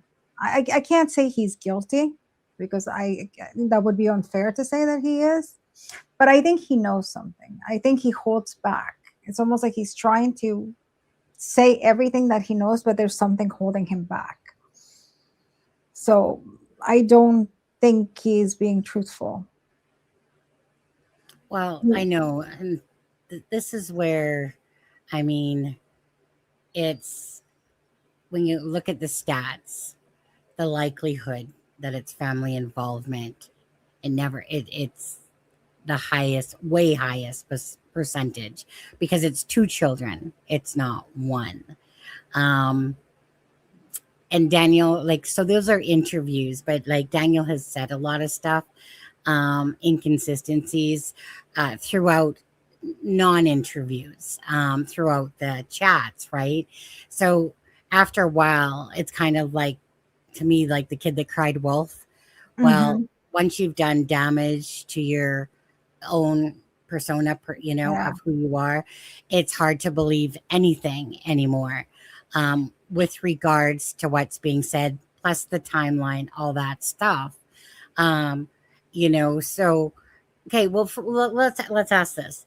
Do you believe that the children just wandered off the property? No. And okay, No, do you think I that? mean, no, Go ahead. they never did. Why would they do it that night? She even says, and they Well, even both- said that the kids never wander off, outside. So why would they do it that night? Right. Mm-mm. And what about a stranger abduction? Again, that because For a probably would have to be somebody that knows them, because I mean, how is a stranger? We're talking in the middle of nowhere, because it's not like this place is New York City, that a stranger Right. can be looking at you, and they, here I go outside and probably they know my movements because they see me every day doing the same thing. But in here, it's so much property. It's so away from the main road. How is it a stranger go? I mean, okay, let's say that the stranger could, but still remotely. And how are they going to gain access to the kids? How are they going to get 2 kids out of the house? Well, but remember, because you have to remember, if we're believing their version, That it's they went to during a sleep. small window that these children would have been gotten off the property, right? Because again, Janie claims that she heard the children for sure. She's absolutely, I heard those children that morning, and that places the children after 9 o'clock at some point. Now, 9:40, basically, I think 9:35, Daniel said, or 9:37, but that, so we're Do you talking think about a stranger is going to walk into a house that doesn't know and steal and kidnap 2 kids? They don't know that they don't have cameras. They don't know if they have cameras. right. They don't know if they have an alarm. So I don't think a stranger, I mean, they can probably say no, the way they look, they might not have cameras, whatever, but they're not 100% sure. You know what I mean? I don't believe a stranger. RCMP really have not entertained that from the start. Not to say that they probably didn't look at it along No, the way. because it doesn't add, it's It logic. doesn't. They use logic, and logically, a stranger doesn't add up. This is an inside job. This is someone who knew the kids took the Okay, kids so away. what do you think of the theory that Malaya's side of the family had someone come take those kids during that small time frame of a window that nobody could hear a vehicle, obviously? That could be a possibility. That could be more a possibility, that she knew that they were coming and she left it unlocked, and then they took them. Maybe that could be a possibility. Okay, but a year later, and so I'll finish that off. So Malaya had this planned, that she had someone say, come grab the children, hid them away. But why? Daniel's not hiding away is why. I mean, then you would be honest with the police, because why are you going to make the police waste so much money? People waste so much time. But why would she, so my question then, right, is that, okay, so why would she need to do that? Daniel does not have any possession to those children besides, he's their. She could have left with them, right? She could have Well, that's just it. Because he was not the biological father. So why would this elaborate scheme need to happen, and that Malaya like, I'm just like, these are just all the thoughts that go through our heads. Like, why would Mm-hmm. she need to do this? Daniel has no rights to those children besides his own, Meadow, which was the only child that nothing happened to. Of course, on that property was Meadow, but that the child is between Daniel and Malaya. So Mm-hmm. why would Malaya need to go through all of this? And then a year later, and that's when people started getting into that they were sold for drugs, that, put into like, like the whole children's ring and stuff like that, and, but in your eyes, from what you've known, what do you think? I mean, I know what the most likely um, is family involvement. That, like, meaning when you plunk that into AI and ask it to, be factual and about cases. While Lily's and Jack's case, because there's two missing children, the likelihood is even far greater that it was any of those other things. So when I plunk it into AI, it's like basically 75% is the likelihood that there was, like, in cases, right, where two children are missing, or one even child for that matter, it's an extreme high. Everything else is like 1%, 0.5% of the other versions, right?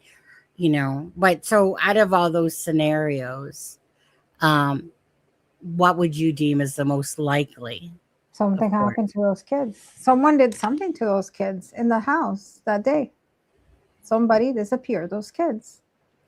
Those kids were probably too much work, especially if we go by that the kids were maybe autistic. Unfortunately, those type of kids require more, they need more help. And sometimes parents, they don't want to give that help.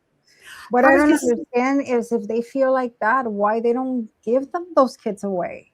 They could have given them to grandma. I think Belinda, I'm sure Belinda, I don't know her, but I've seen her in the chat and I know you speak to her. Yeah. I am sure that if she would have said, you know what, I am having a hard time, can you please take those kids away? Well, they would have. A little bit more background there, from what we know, is that Malaya had already wanted to leave Daniel prior to this. That the child tax credit, the government funding, got cut off by Canada Revenue Agency, because when Daniel, and this is just, Daniel kind of spoke on it too, but because when he filed his taxes 2 years later and they claimed as common law. Anyways, bottom line is that if you're trying to claim stuff, the government knows, and then you'll get caught red-handed in it, especially when it comes to claiming children and whatever. Anyways, bottom line is a couple months earlier, couple to a few months earlier, that got cut off. They were getting a couple thousand a month from the government. So you're talking about drugs being done on the property, in the house, whichever have you. I can't say for sure if the drugs were done in the house. All I can tell you is that out of Malaya, that Daniel had a drug kit, or like a shaving kit that housed his meth and drugs in it in the bathroom. And Daniel has kind of definitely give multiple versions about when he stopped doing drugs and did do drugs, and his story has changed on that. So, but the bottom line still becomes, we got drugs, we got money. What about child services? Have they, because I heard somewhere someone told me that there was a case on them, right, with child services? Correct. What is that about? Well, I think there was actually a couple, but the one prior to them going missing, I don't know, like, I get so confused with it all, but anyways, they had brought that up in a news article as well, but they didn't say what it was about. Bottom line was, what it was about was but that it was open when the kids went missing. Say that again. But the case was open when the kids went missing. Yeah. That's yeah. This was about Lily.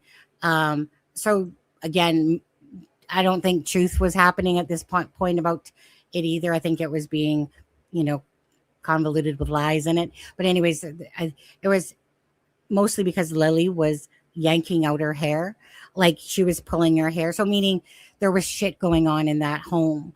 There That's was interesting. the Mhm. school saying that that they had to give the children jackets because they weren't dressed well. They had a lot of sick days, but the CPS was They weren't taking good care, because I read somewhere, and someone right. said it in the chat too, that I also read somewhere that they said that Lily had smell, she smelled body odor, and I I'm think not the sure teacher, about that. and a I'm couple not. teachers had to like give them clothes. Yeah, like there was an article done up by Globe and Mail, and those ones. And I honestly, I'd have to go back to it. Well, obviously the kids were not well taken care of. That's just Well, a fact. that's the thing here is that regardless of what happened to Jack and Lily, the bottom line is that Daniel and Malaya were both responsible for the, care of Jack and Lily. A lot of people have been upset because it's like the accountability for the fact that Jack and Lily, even if their version was true, they're still at fault for what happened to these two children. And in the process of this entire case, again, you learn about the drugs, the money issues, Earl buying groceries and giving wood, the black eyes. Daniel said that Lily had got a black eye from a Tonka truck, but Mm. just on the Yeah, she was Wednesday probably being prior. abused. Yeah. So, right. And so, but there's been multiple, say, black eyes. And so, yeah. So, like, it's one of those things is that for me, you can't shine shit when it's not there, meaning that obviously these children, in most people's eyes, definitely were not taking care of properly. Sorry, I said property, properly. And that there's tons of sign of Abuse neglect, and neglect. Yeah. abuse. But yet they're not going to claim that, obviously. Just like they're not, like, for instance, Malaya double talks herself in messages to Belinda about that the children, for instance, just they never went outside without being supervised. But yet she contradicts herself and says that sometimes That that they night go they went. outside. Yeah. Right. Kind of like, I think so. To me, when I first was listening to Malaya's interview, I was like, oh, what you're doing is you're just trying to save your face in front of a camera because you don't want to look like these bad parents that weren't watching the Sure. children. So you're lying about the time and certain things, right? That's kind of how I took it, like near the start of the case and that. But yeah, so them being unsupervised, for all we know, they totally were playing outside by themselves. I mean, let's just put it this way. According to their morning, Lily had come in the bedroom a few times. Jack was in the kitchen, and they're both lying in bed with Meadow. Mhm. Now, Daniel claims that he didn't know Malaya was going to call the kids in sick that day. Again, whoops, sorry. I was going to put up the letter thing. Share screen 1 second here. Lily. But so it's just like I said, anyone that's a parent or watching and stuff, we're not stupid when it comes to believing that these children were well taken care of and that Malay and Daniel just got up and gave them nice breakfast and, a type of thing. Daniel was only working 1 day a week. And, and apparently he wasn't even home a lot of the time, according to Wade. But anyways, that's the bottom line of it is, they were responsible no matter how cut and dried, they want to see it as just that they didn't do certain things. I don't believe that. Just like I called it at the start that they missed a lot of days of school because I'm sorry, but typically when you look at homes like that are just unkempt and we'll just say, not very nice to look at on the inside or outside. You already get the vibe that that these children have been called into school, but then you'll hear those excuses that, oh well, they go to school and other kids get sick and blah blah blah blah blah. Anyways, so what I going background circle on that, Alexza, that was kind of the environment. Malaya was going to leave. She got a message the next, like she had to go to the doctors apparently, like that Thursday, for some sort of disease, like from say Daniel or whatever, some sort of, can't remember, gonorrhea or whatever it was. Mhm. And then she gets a text message from somebody on her phone that says Daniel's cheating on her. So you're not wrong about probably the perception of Daniel there. I mean, Oh, really? I did not know that. Uh-huh. yeah, like meaning then there's this girlfriend, Taylor, in the mix of it after the kids go missing, who tries to insert herself. There's He been had a more. girlfriend? Yeah, not too long after. About a Oh. month or so after it wasn't too long. But then Malaya, I think, had a boyfriend as well. So, right, It's like they Brandon. moved on with their lives. Like, who does Yeah, that? Like, your children's go missing. And I understand for him, not that I'm being chauvinistic, but I understand that he was not related to them. You know what I mean? So I could understand a little bit more that if he would move on with his life. But the mom, oh, come on. well, This really it's gets just, me angry. Oh, it's God. it's just, you're just dumbfounded by it all, Um, so again, all these situations are kind of going on before Jack and Lily disappear. And then all of a sudden, all these things that they didn't do, supposedly, they did do that day. And not only that, they just disappeared. They were called in sick to school. They had a pro D day on the Wednesday, called in sick on Thursday and Friday. Friday They go being the missing day. on Friday, right? Yeah, yeah, on Friday. Um, Lily supposedly gets a black eye on Wednesday from a Tonka truck at Patty's house. Daniel and Malaya both have amnesia when it comes to these days. Daniel can't remember the Wednesday from the Thursday, and for all we know, it's either a lie or the And drugs. that would stand up because like if I tell you, and this is something that it's your brain. If I tell you, Sonny, do you remember what you wore last Wednesday? You probably won't remember. None of us will remember because last Wednesday nothing spectacular happened. But if I asked you, do you remember what you wore in September 9 and where you heard 9/11? I Mhm. bet you remember what you were wearing. Oh, you were Absolutely. going to remember what you did that day, everything.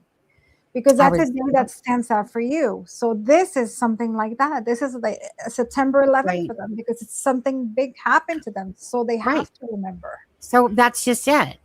But yet, everyone's claiming sleep. Everyone's claiming that they not really sure about Thursday. It's Thursday's always like, how do you not remember something as important? Like, meaning the children go missing, and you're gonna tell me that you don't remember what you did the day before, you know? And so in the documents, you'll see that Daniel gets Wednesday and Thursday mixed up, and they don't even tell a full story in Malaya too. It's like it's saying that she doesn't remember certain stuff, and it's like, how do you not remember the day before? Like, why is it so sporadic and inconsistent? Even the RCMP. Now, Daniel's the one that told us this, but the the dog handler, two cadaver dogs, came out from Vancouver from this side and went over there. One of the dog handlers was like a sergeant, like, a high ranking person, says to Daniel, basically, that we don't believe your story. 1 second.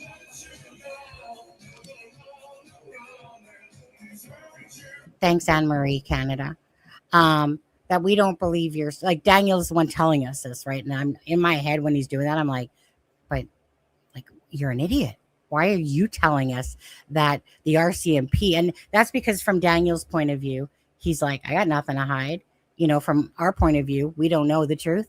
But if an RCMP officer is telling you that he doesn't believe your Thursday, or that there's not enough details, and that he believes that you did something to the children on Thursday, um, you know, stuff like that. Like, well, first of all, I mean, he's saying he's telling us that because obviously he's saying he had nothing to do with the disappearance. But obviously, if the RCMP's sussing you at that, there's a reason for that.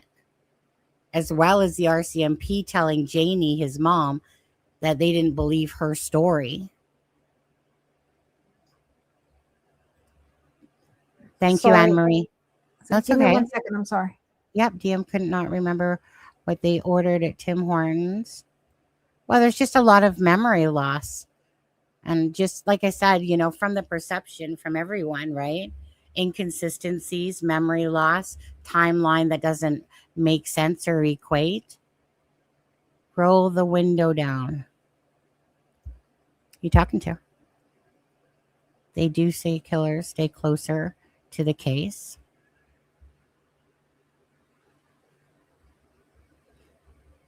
What questions do you guys have for Alexza, by the way, in chat now?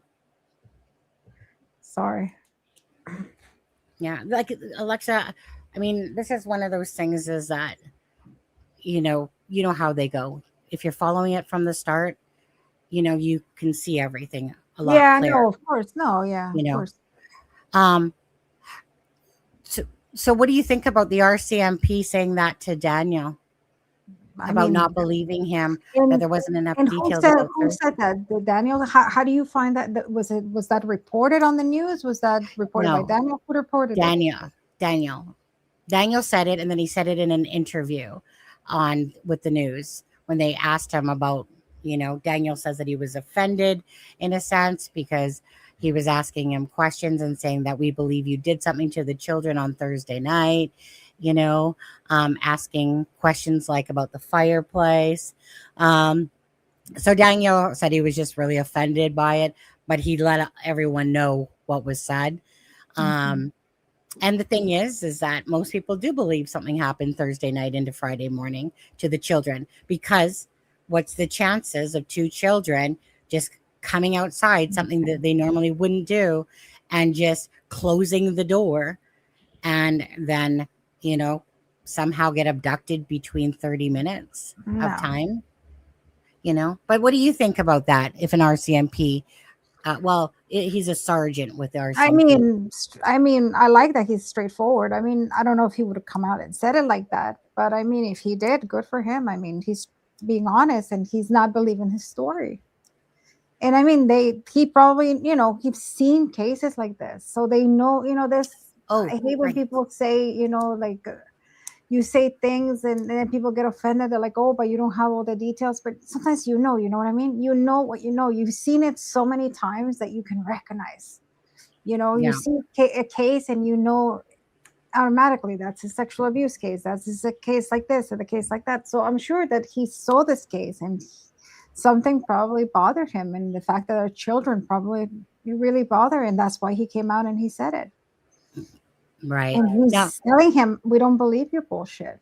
And that's also a way to disarm, because, when you have somebody in front of you and you are the police, and then you have this person and you say that, you want to see their body language, because they know a lot of police use a lot of body language. You might think that they don't, but they do. And how is he going to get destroyed? Is that comment going to like crumble him? Or is that comment going to be like, oh, I don't care? Like somebody makes a comment like that and I didn't do anything. I would be like, it wasn't me. I don't care what you think. You might be a big shot, but I didn't do anything. mm-hmm. But I think he also was doing it to see his behavior. How did he behaved? I agree. It would have been interesting to find out what did he do. Right. Hold on a second here. The letter. Let's go over the letter. I forgot about the letter in front of me here. Okay. So I'll make this bigger. So this is Alexza, and I think I sent this to you a long time ago, but it's been updated since. This is a document that Melissa had made for Jack and Lily's case, right? It's in a PDF file. It got all the different things, a lot of things about the case in it, all the interviews, everything. It's kind of like what I call always the Holy Grail. Can you make it a little bit bigger? I can't see. Well, I was going to say, let's. Can you send it to me, please? Okay, well, let me take a. I'll have to take a picture. Take a picture. I'll take a screenshot. It's a little bit blurry. Yeah, I mean, I can see most of them. That's okay. Really. Let me just take the screenshot.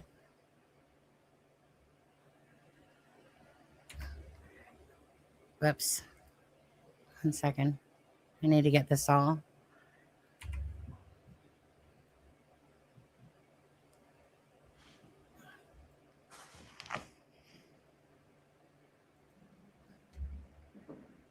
Okay.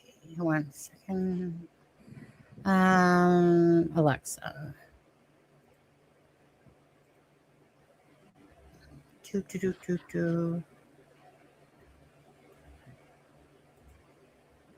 Okay. I've sent those to you.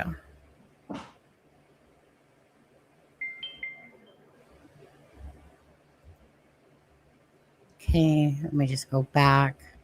Okay. Now, do you want to read it?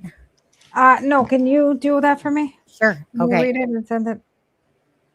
I sent it to you. You got it Okay. though? Yes, I think I just got it. Thank you. 1 second. Okay. So it says, as a mother, I love my children more than life itself and feel so heartbroken not being able to hold my two children, Lily and Jack, kiss them, breathe in their scent, or tuck them into bed, dress them, wake up to their super smiling face, wake up to their, sweet. This one's a bit blurry. Sweet smiling faces. The longing I have for them to come home back to me is far greater feeling that I could never imagine feeling or put into words how I am feeling. There is not one single day, minute, or second that goes by that I'm not thinking about my children. I walk into a store and all I see is things that they love that I want to get for them when they come home.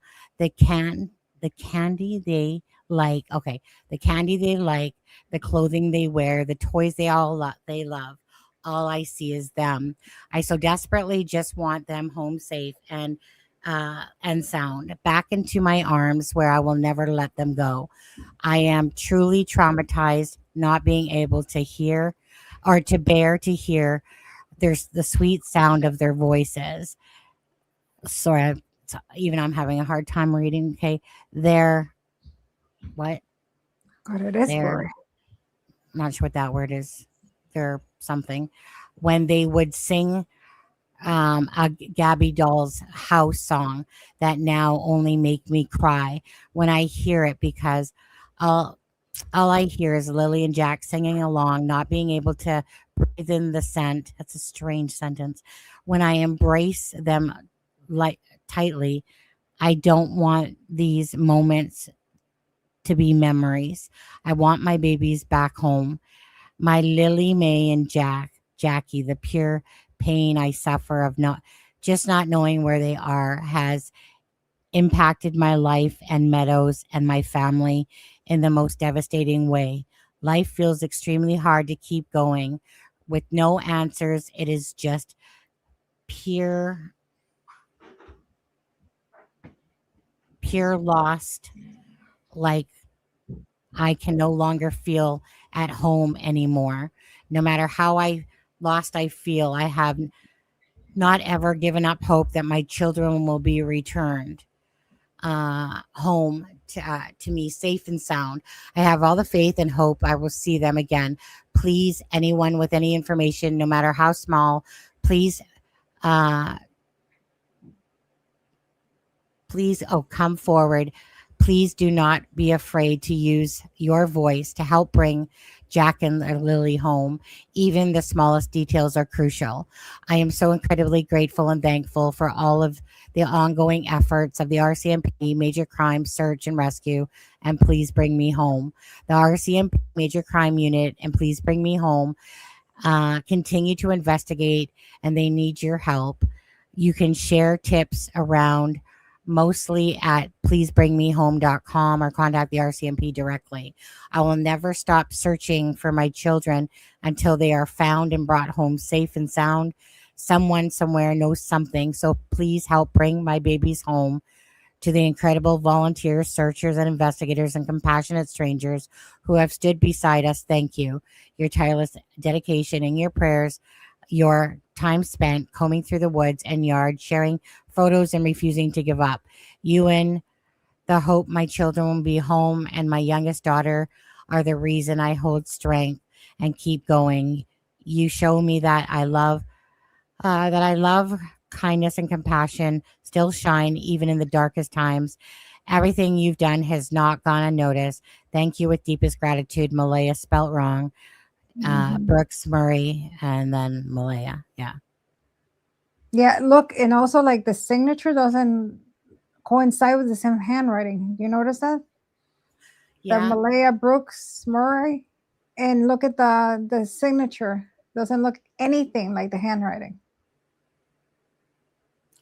Well, it was, I mean, I just can never remember a time I ever spelt my name wrong and forgot. Yeah, Literally, right. literally forgot a whole letter off of my name. Like, Could it be that someone else wrote the letter for her? pardon? Could it be that someone else wrote the letter for her? Yeah, it could be. I mean, it could be that Malay. Like, I'll be honest myself. I've kind of feel This like doesn't one sound like second. her. I don't have my thing on. Did I take it off? I don't recall taking my. Has my banner been off this whole time? I don't know. I think it has. Huh. I think my banner's been off the whole time. Either way, I mean, it could very well be that Cheryl wrote the letter. I mean, Malaya sounds like in this letter, all I hear is, bring my babies home. I miss them. I love them. I want my babies home. So But that doesn't match that's, the actions.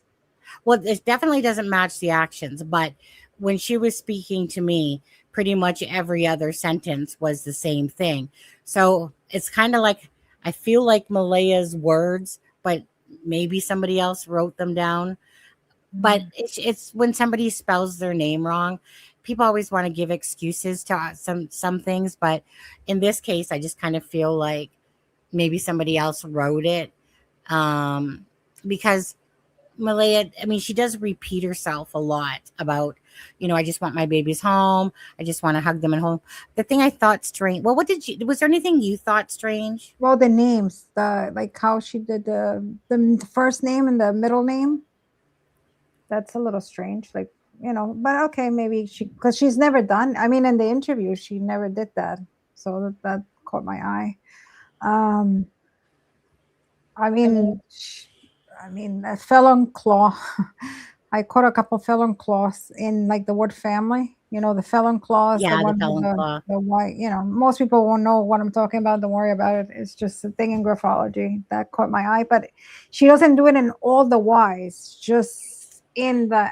Just I have to show you now. Felon claws. When somebody does, can they see this? This thing is called a felon claw. Mm. So usually you do a Y, or you can do a Y like that. But Can you just when they have explain? this, so we call it a felon's claw. Usually people, when they're lying, you catch them. And but it's interesting that she doesn't do it in all the Y's, only the Y with the word family. So that's interesting. If it's her writing. If it's her handwriting, that's what I'm saying. We don't know. I Yeah. honestly don't think it's her handwriting, if you want me to be honest, because that signature, I believe that signature is hers. Yeah. The signature does not match that Yeah, the handwriting. signature is hers for sure. From comparing it to her signature. No, you can definitely But, tell. No, that you doesn't know, match. It also doesn't sound like her, because I mean, in writing, usually you see, when somebody writes to you, they usually write how they speak. Of course, you have to do grammar and you have to take, but usually you can tell it's that same person. This doesn't sound like it's her. It sounds like somebody wrote it. Like it's more polished and it's more structured. Like it's a more structural letter. And I don't think she is that type of person that would write a letter like that. No offense, but I just Yeah. don't think she would do that. no, just absolutely your opinion. The thing that I'll have to say that the thing that like that stood out to me was when she was saying that she'll never stop searching, and whatever for her children. And in our heads, you're like, what the fuck searching are you doing? You're hiding. You're not even speaking out for your children. What the fuck do you mean you're searching? You're only out this year, a few weeks back. But you know what I mean? Just from a mother perspective, you're asking everyone to keep being voices for Jack and Lily while you're, not being heard. Yeah. you You're know, not coming out. we don't know what searching you're doing at all, because you're not coming out, you're not whatever. So, maybe hanging up some post. No, I'm sorry, Alexza. I can't give grace to this bullshit of a mother missing two children, and their voice has been the most furthest out there, of non-existent, pretty much. Sorry. It's Yeah, not. this case reminds me a lot of the summer wells. I don't know if in Canada I know some people were very familiar with the summer wells case, but this Yeah. reminds me a lot of that, like Candace and Dawn. Like they're almost the same. And if you think almost the same scenario, like, in the middle of nowhere type of thing. So yeah, no, this letter is almost like she wants to come out and say, I'm sorry, to search and everything, but she's not doing it herself. So how is she asking for something that she herself is not doing? Yeah, So- they could sit there and claim like behind the scenes they're doing all this stuff, but that's not the perception from her own family. I mean, her own family is like, your children are missing and you're getting all dolled up and your nails done and stuff like that. Like her own family is questioning Malaya. And then there's this person coming out of the woodwork called Anita. She's just really she I think she lived in like New Jersey or something like that. Anyways, she just reminds me of a very loud Italian mother, but let's just say New Jersey. She's just very vocal. She's making claims lately now, but who is this? I'm sorry, I missed who did you say? yeah, this is someone recent. Her name is Anita, and she's one of those people that you have to take with a grain of salt, because she's adding if there's any truth to what she's saying, she's adding a lot of bullshit to the mixture. But anyway, so she's this person that's come out, and she says that she was there the week that the children disappeared. She claims that Malaya was calling the tax credit people on Monday, that Cindy traded in her vehicle on the Tuesday, so this is an old friend of Cindy's, this Anita. Yeah, this Anita person that's coming out recently. She's also claiming that, that she had spoke to Malaya, asked her why she deleted the text app from her phone. She claims that Malaya said to her because she didn't want like RCMP to see like the messages to her mom and her grandma Patty. They can still get it, right? Right. Yeah. I mean, forensics nowadays, they can get anything. Believe me, even if you delete it. So we'll just say this about Malaya. There's been nothing that's been shining about her actions since the children went missing. She ended up in the hospital, I think, before Christmas time. Mental health shit going on. Who knows what that was all about exactly? Is it because she has knowledge about the children missing? Like, okay, try to make sense of this for me, Alexza. I want to ask you something. Try to make sense of this. Basically, since Daniel and Malaya left the property, Daniel blames pretty much Malaya. Basically, let's just say he pretty much comes out and trashes everything about her as a mother, etc., that he did everything, blah, blah, blah. Now, Malaya, the little bit that she speaks, pokes, gives information about Daniel, about the drugs and different thing. the likelihood that these two are in cahoots together about Jack and Lily disappearing, right? You would think that they would have stuck together with a story, but that's not really what's happened. It's kind of like these pokes, poke, poke, poke, poke, poke. What do you think about that? What is the likelihood that both of them know exactly what happened for Malaya to leave the property? Because typically they would stay together to cover up a lie. Not What do you think about necessarily. I mean, it could be that one was against the idea. Let's say one said, you know what, we have to get rid of these kids, and the other one didn't want to. So we don't know that.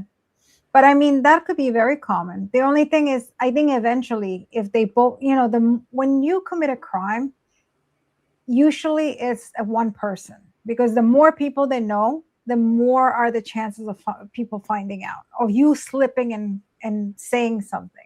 Right. So I think eventually, I think one of them is going to crack, and it's going to end up out in the wild. It's either he's going to end up drunk one day and he's going to say what happened, or she's going to do it.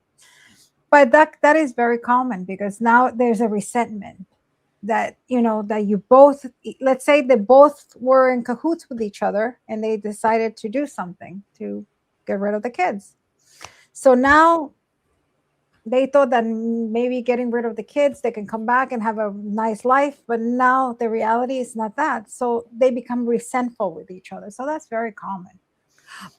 That when two people are, look at the incident of kids that are missing. Usually the parents end up divorcing because of the pressure.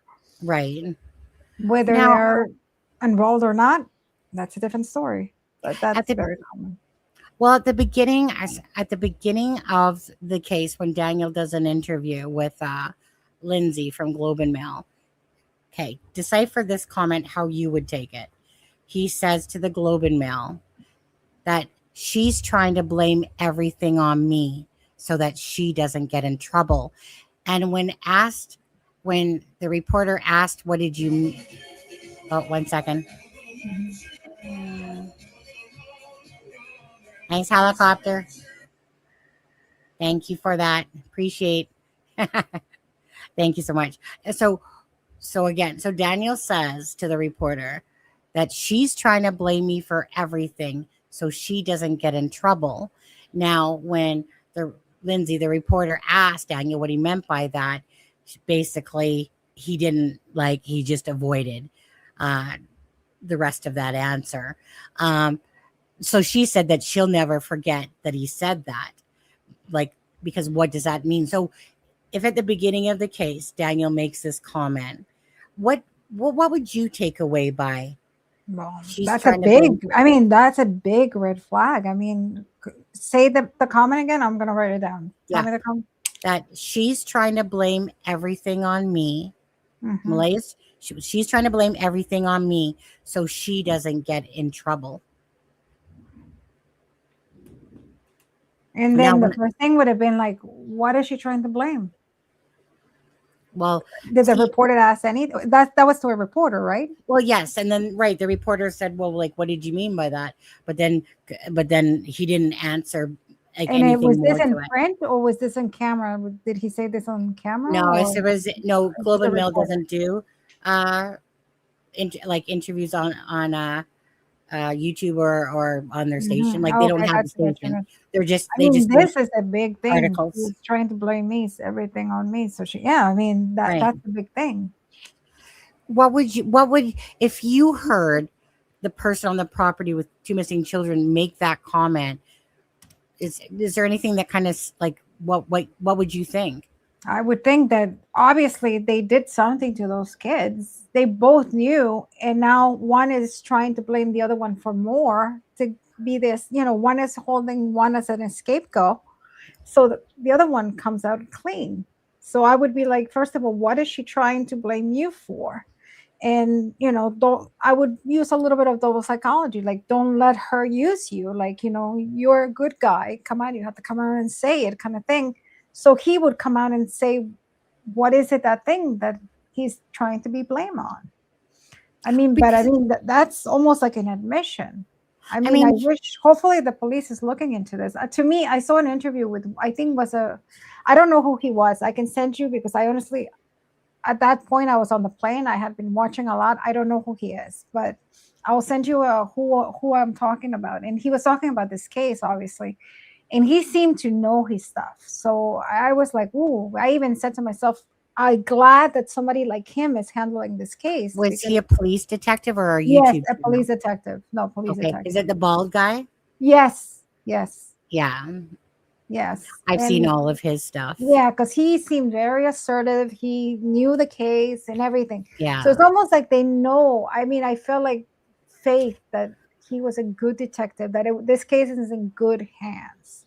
Like nothing is being missed. Sometimes we as people think that nothing is happening, or we get anxious and we would like things, but they take a long time. Because don't forget, before you arrest somebody, you need to know 110% Right. that person, Well- and sometimes you cannot prove it, so you have to find ways to beat around the bush and get things. So they're not as easy.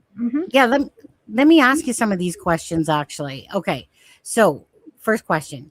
Do you feel like, although they're deeming it as a missing person still, obviously for certain reasons, what do you believe is kind of happening with this case behind the scenes of what you think might truly be I going think on? they're using it as a missing persons, but I think the police know that the likelihood of finding those two kids alive, it's very low at this point. Usually kids, when they go missing, and like I said, I'm not no kid expert, but I think if I remember right, it's like 40, like within the first 48 hours, Yeah. this might be a possibility to find them alive. But after the 48 hours, if they're not found, 80% of the cases are cases that the kids have died. So I think the police knows that this is a case that they're not going to recover two healthy kids. And I hate to say that. It's okay. It's angry to say that, but I'm sorry. I'm trying to be as Most people as I can. are understand at this point. Most people do feel the I children. think I think the police knows that they're trying to find the bodies, basically where the bodies are buried, and that's Right. what they're trying to find. Where, Okay. because that with the brings me- bodies, they can start finding what happened to those kids. Well, that will bring me to my second question for you on this one then. So, knowing that the lay of the land, say knowing that Daniel and Janie and that have both claimed that their phones were kind of at home, at certain places and stuff like that. My question there is, what do you think they're lacking from this case? Because of digital data, the location, the bad reception. What do you feel that the police are lacking in movement, all this stuff, by chance? Well, obviously, because it's so out there, there's no digital print. Nowadays we all have digital print. So it would be easier to get in the cars, the GPS of the cars. With those cars moved, then the GPS would say. The cell phones, because this happened at night, but they were both there. So their cell phone movement. And cameras. Nowadays, you go everywhere and there are cameras everywhere. So they can't, but here there's nothing. So I think that's the Very great little. advantage. And this is why this case becomes the perfect case for doing something bad, because there's there's no print, there's no digital print, there are no cameras, there are no nothing. So Right. they can get away Very little. basically with murder. I hate to say that, but That's my personal thoughts is that, yeah, I mean, again, we got people that are like, let's just say, okay, hypothetically, right, if Daniel, Malaya, Janie have knowledge of Jack and Lily's disappearance, is that, yeah, like the police to me lack the digital footprint there, because you would think that someone's smart enough not to take their phone with them, especially in this area that's got very few neighbors. Cameras aren't working in a lot of parts of this particular area. There's some that are working further down Gairloch Road and across the railroad tracks, but on like you know what I mean? But there's really not this big digital data. And I think that and they just did a press conference, Alexza, where they basically saying that they're getting a ton of course junk tips, right? A bunch of useless tips. We'll just call a spade, and that they're looking for basically that they're just looking for facts, that someone out there maybe has information where Jack and Lily are, where they're buried, perhaps of knowledge of this. And it's like, yeah, so I feel like in the court system, we all know that you have to tie in a crime to either a person or persons. And I don't think that they have that. No, I don't think. I think they know. I think the police knows what happened, but I don't think, because the way this detective was talking, I don't know how close he is to the case, but I think he is handling the case. So, he was very familiar with this case. But I think the way he spoke and the way his mannerisms and everything, to me, it almost told me like they know what happened, but they don't have what it needs to be brought to justice. And I think that's what they're looking right now, is trying to see. And somehow, I think they're hoping that somebody will slip and they will catch that slip. Yeah. So I think that's what they're hopeful right now. And you guys, so get ready. Sorry, I forgot about the letter. So put your questions in chat for Alexza now. Okay. To go back to you guys again. Sorry about that before. But going back to Daniel, I've always deemed him as a narcissist because I didn't at first. At first, I found him to be believable up until the inconsistencies and just that whole thing started happening. Anything that you watch that you would kind of put him in the narcissist category, or what? Like just your own opinion. Not mine. I don't see him as, well, it's a little bit of a narcissist, but I don't put him like a major narcissist. I do find him, I think it's more, well, I guess more like of a arrogant, like he comes off as arrogant, like cocky. Right. And it's almost like, yeah. It's interesting, like I told you, like he's more I don't know if it's subconsciously or consciously, like in that interview, to me, he came off more like a flirting thing than an interview about two missing kids. Like his body language is more of a, flirting. You would find that body language more of somebody at a club or somebody, going on a date than, in an interview of your two missing stepchildren. So that to me, it's, Well, I was going to say, and you guys don't forget that we know a ton more than Alexza when it comes to this case by, Daniel. But again, I'm just, for what she watched so far and what she knows, again, it's just our opinions, right? I don't know if he's a full-fledged narcissist. I call him one. Because, we don't know. I don't know. He could be a psychopath and we don't, I don't know yet. Right. Okay. Let's see here. Alexza, can you tell us about your background and credentials, or do you work for an agency? Oh, okay. So she came in later. Brenda. I worked with an agency for this all 16 years. I worked for the same agency. Yeah, and it is not a 3-letter agency. So no, I did not work for that. And just remind people what your credentials are. Crime and behavioral analyst. Profiler. Most people like to say profiler. I did crime scene investigation. I did the data. But mainly my main thing that I focused was crime scene investigations. So when a crime happens, you get pictures, you get everything. And then we start building a profile to see, who might have done this, who might have done that. Based on the position of whatever the crime scene was left, you look at the articles, how the body was left. The body usually talks and says, was this a sexual crime? Was this was it shot at close range? All that stuff goes into consideration. So that's basically what I did. Okay. Yeah. Alexza, I hope my question finds its way to you. Do you think Janie, the step grandma, knows what happened to Lily and Jack? Okay. So now Janie was the lady who lived in the property, right? Daniel's mom, correct. I Now, don't think so. I don't think so. I mean, I don't know. I don't know much about her, but I don't think so. I think this is just. I think this is something that just Malaya and Daniel know. I don't think the I mom mean, would know. Janie could honestly be clueless, but she swears though that she heard the kids at just after 9. You know, that's kind of like it was the timeline. So, for example, so you like when would you think they went missing? Like, what do you think? I think it was Thursday at some point into Friday morning. I personally don't believe that the children disappeared during their timeline. Could be totally wrong. So I want to preface this again, and this isn't to make you biased, but the RCMP did say to Janie that they didn't buy her story, at the beginning. Okay. That was from a reporter who told another reporter that they heard the RCMP said that to Janie.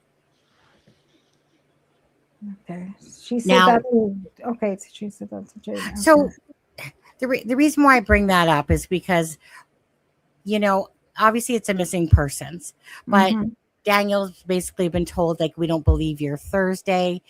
So if you're hearing vehicles, like if the vehicle thing is, is truthful and right.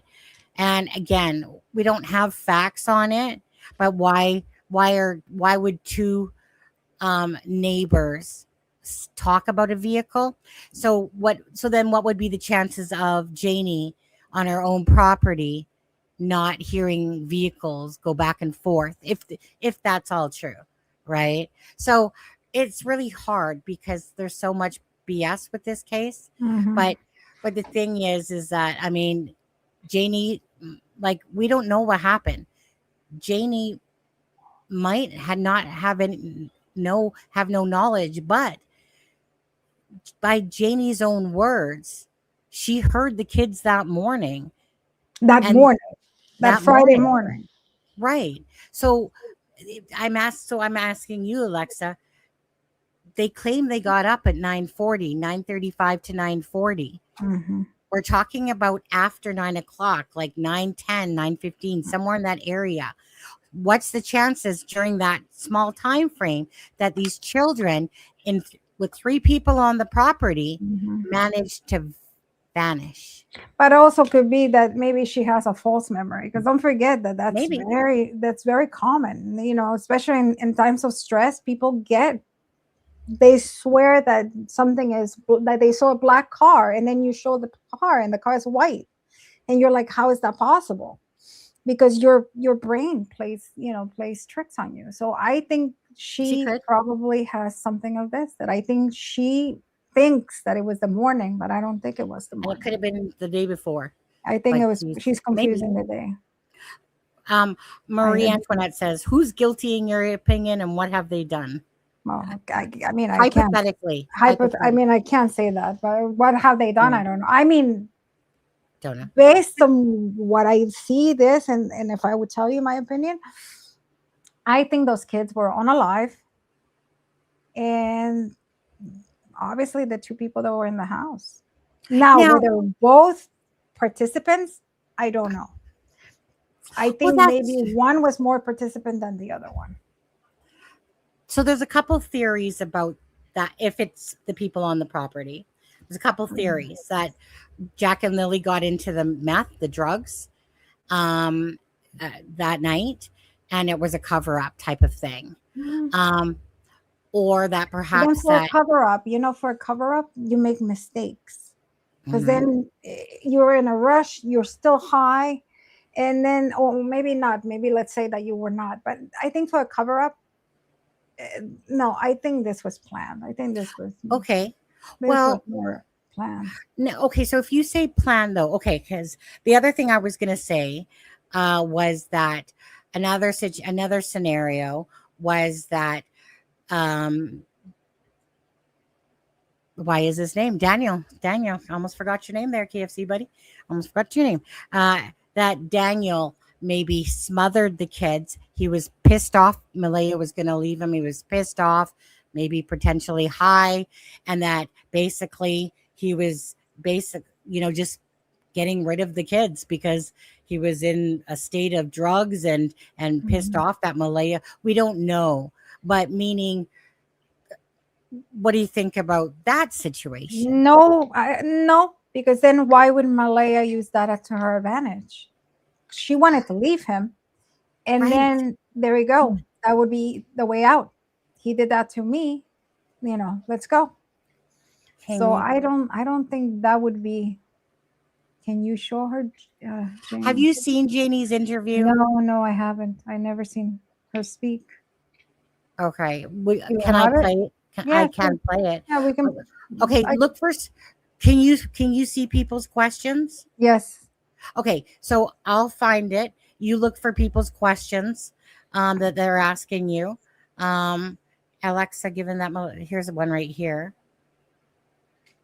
Yeah, And I'll be very right odd back. behavior. Very odd, because I think, and like we said before, you want the mother to come out and be the face of the case, and you want her to be, always updating people and keeping the kids in people's memories. If she really believes that they were abducted, that's the best thing. It's come out and say, hey, I'm still here. We're still here. We love you. Please bring my babies back. So I think her silence is very odd behavior. To me, her silence means that she knows where the kids are and she doesn't need a resolution, because, a mom, I don't know if you're a mom, Lucy, but as a mom, you want to know what happened to your kids. If they were unalive, you want their bodies back. So why is she so careless? It's like, oh, like, I don't care. So to me, that's a big, big red flag. I think, her not coming. I understand her not wanting to give interviews. I respect and understand that. But I don't understand why not even give a press release, or get a lawyer and speak through the lawyer if you don't feel comfortable being online.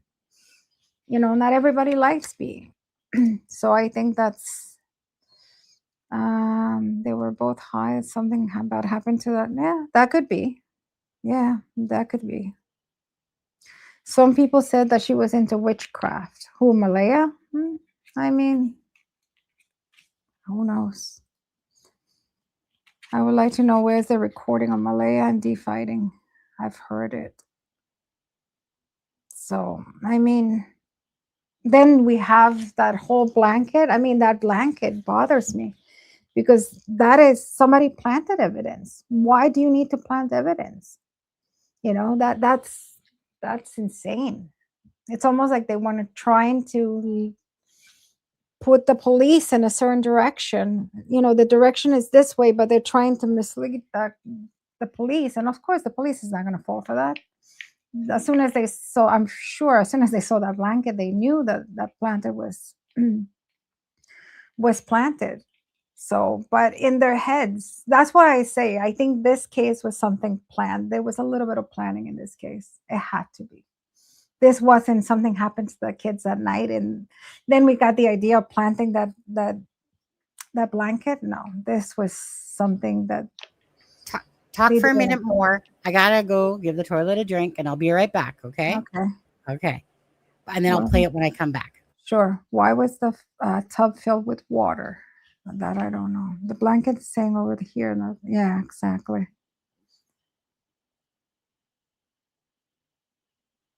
I mean, we don't know what Malaya and Daniel were fighting about, right? Were they both in cahoots of doing what they were going to do, or was one more leaning towards doing something and the other one wasn't? So that would be interesting that people are saying that that they did that. I mean, I think the timeline is, I don't think we have the real timeline, and that's really difficult, and it's going to be very difficult to prove. But I think, the fact that we don't have the exact timeline, I don't think I think it happened a lot later. But so correct me if wrong. I think Daniel and Malaya went to bed around midnight, right? And Daniel claims that he had seen the kids asleep by midnight. Is that correct? Or am I wrong? Good night, Autumn. Nice seeing you. Yes, Shannon. I hope, justice will come. Believe me, one way or another will come. There's no way that people like get away. And All right. also, they had said that the door was heavy. What didn't they mention that the sliding Yeah. door was heavy? So how did two kids, would open that door? Mhm. Mhm. So something I asked the chat. Question for you. So this happened at night. They claimed that they had gone to bed around midnight, right? Because No, that was Daniel, Daniel did. Daniel said, so he Daniel told the kind of, kids in bed, though. Didn't he say that? well, he said that a couple things. So he said that he had come in just after like dark, like basically it Mm-hmm. just turned dark. So that would be about 8:18. But that's just, saying what time Yeah, it because got he said dark like out. 7, 8 He o'clock. said he Yeah, was so he came from the helping, fence. right. Mm-hmm. Now that, so he says two things here. He says that he can't remember if the kids were up or not. Um, and then another kind of version is that Malaya is already in bed, but in the court documents, Malaya says that the kids went down between like 9:30, and then another time she says 10 p.m. at night. Now, remember, there's a phone call to Cindy at 11. So, but Daniel has placed Malaya pretty much in bed um, during part of the version, and then the other thing is that he checks on the kids at 12 o'clock at night, turns on the light, and Malaya's sleeping, but he turns on the light. So it's kind of like this mixture of you don't even know what to think, because how can both things be true? Like, how do you True at the not same time. remember Yeah. if you go inside and Malaya's awake, or that the kids are sleeping or not? You know what I mean? Like, how are you forgetting the very next day at all? Like, you have to ask yourself, like, how is the timeline not being consistent? Why are you giving a couple versions? And it's always been that way about Thursday, just very like pulling teeth to get Mm-hmm.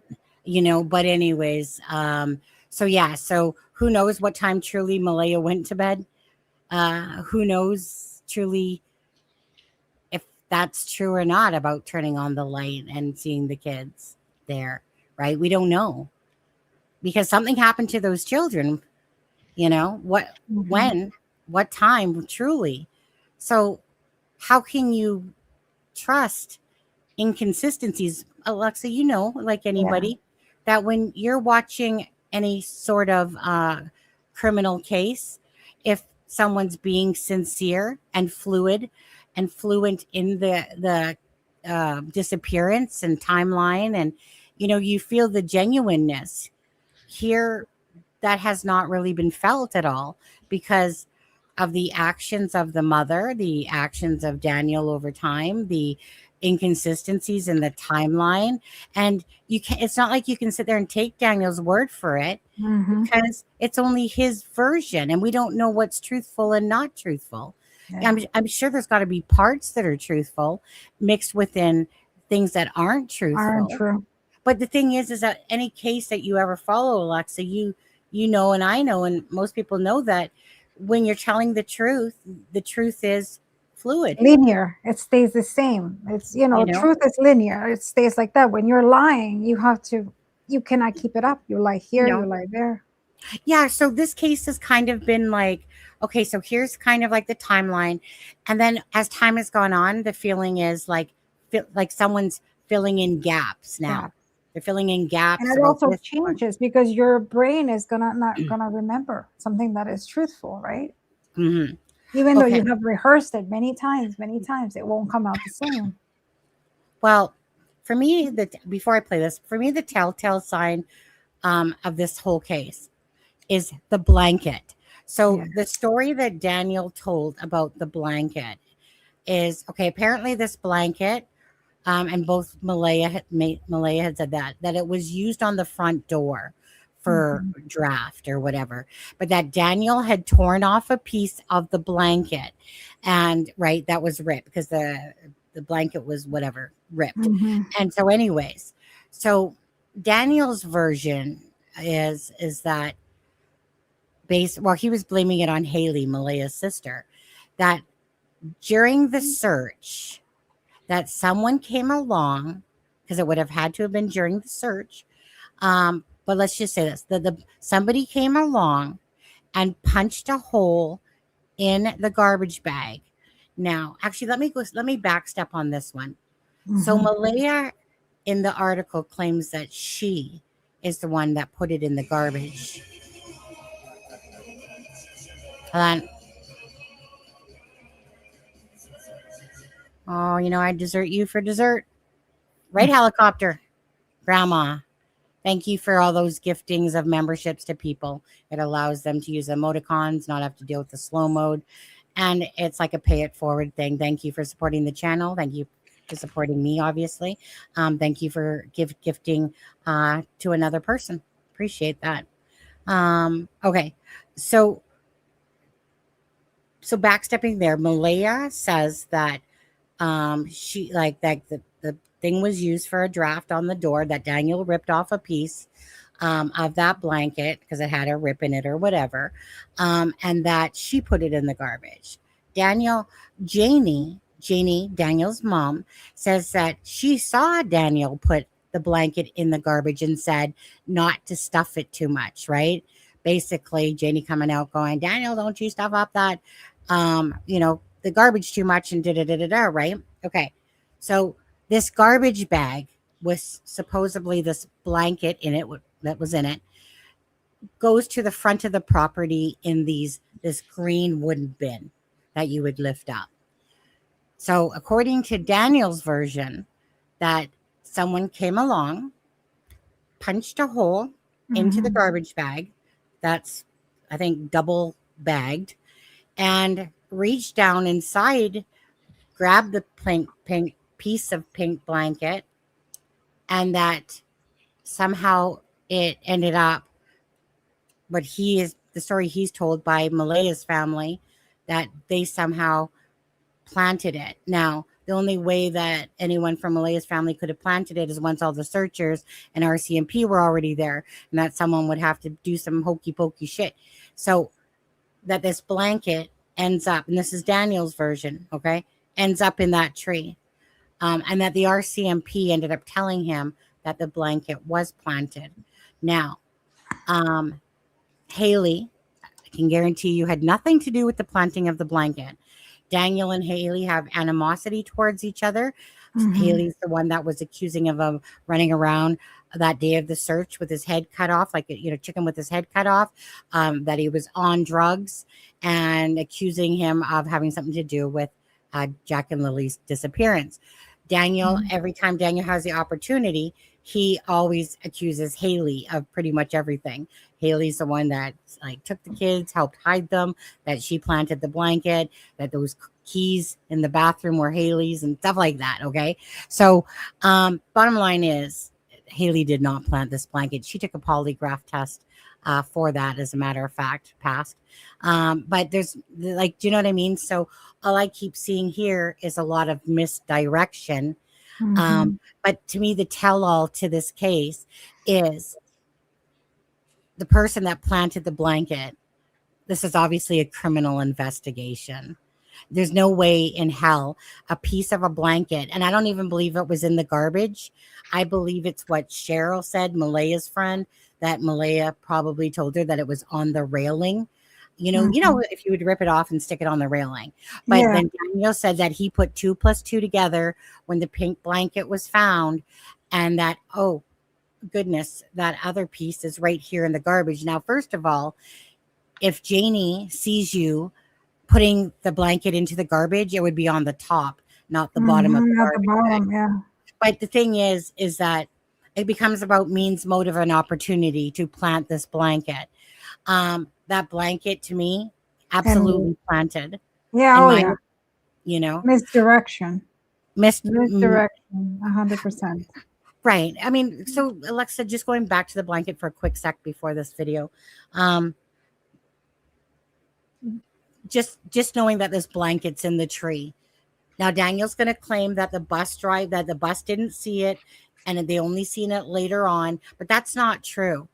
That's just his version of what he's saying. But that doesn't make that true, because I seen where it was answered that the cameras couldn't see if there was, meaning that they wouldn't have seen this, right? But anyways, so it just comes off as we have definitely, to me, one person, meaning Daniel, that's always projecting to everybody else all the time. It's always a projection of Haley's, Malaya's family. He has nothing to do with it. He makes the comment, though, that Malaya is trying to blame me for everything so she doesn't get in trouble. Anyways, the blanket being up in the tree. What's your thought? I agree. Like I said before, misdirection. That thing that was planted is definitely a planted, misdirection. Wanting to say, I think it's to add a little bit of truthfulness, or to add to the thing that, oh, look, it's in the tree. That means that the kids went that way. Right. It's almost to send the police and the dogs in that direction. Barry Morphew case. Yes, exactly. Remember when they found the darts, all the animal darts, and then he darts, was like, "Oh the no, helmet, I just had them." Yeah, and I said, "No, he used them on her because he used her like an animal." Yeah, he probably shot, and sure enough, that's how it happened. So I think that's the same thing with the blanket.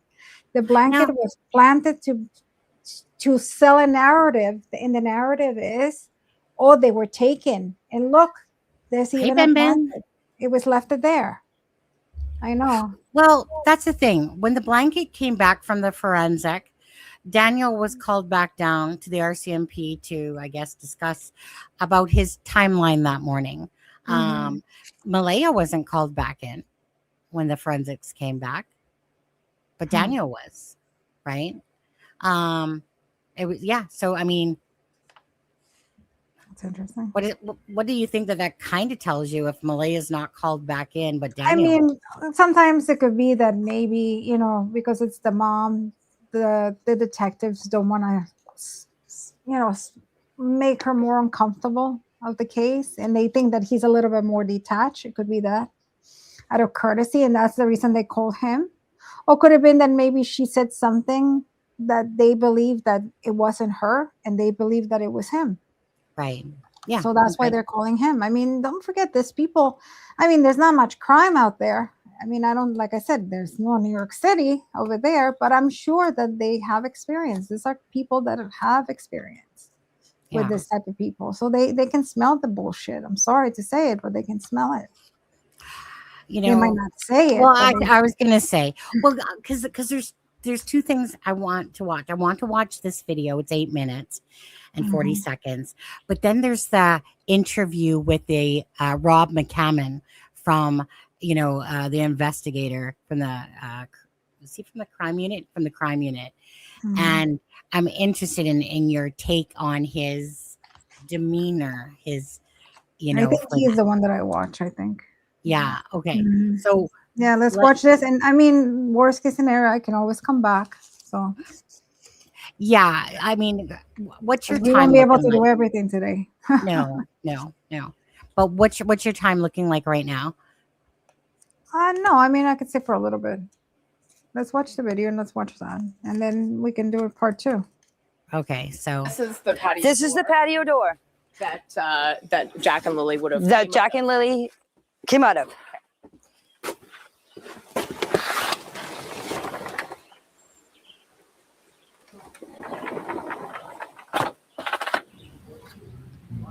So it's the morning of May 2nd. Take me through what happened.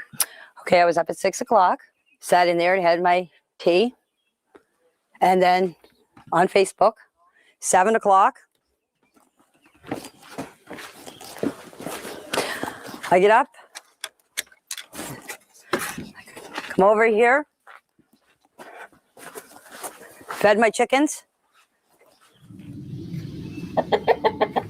My brother, Ron, called me at 8:48 and asked me if I wanted to go to town with him. And I said, no. I said, I'm staying home. I said, I'm going back to bed.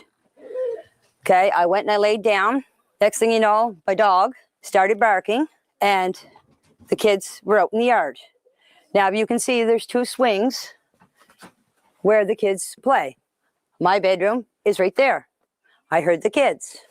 This is where the kids' swings are. This is where they always played.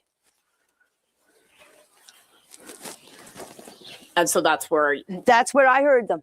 And I can hear everything in that trailer. If 2 kids get out of a fence, and Jack and Lily are all the time yelling, especially Lily, come on, Jackie, let's go, Jackie, let's go, Jackie. It's all I hear out here.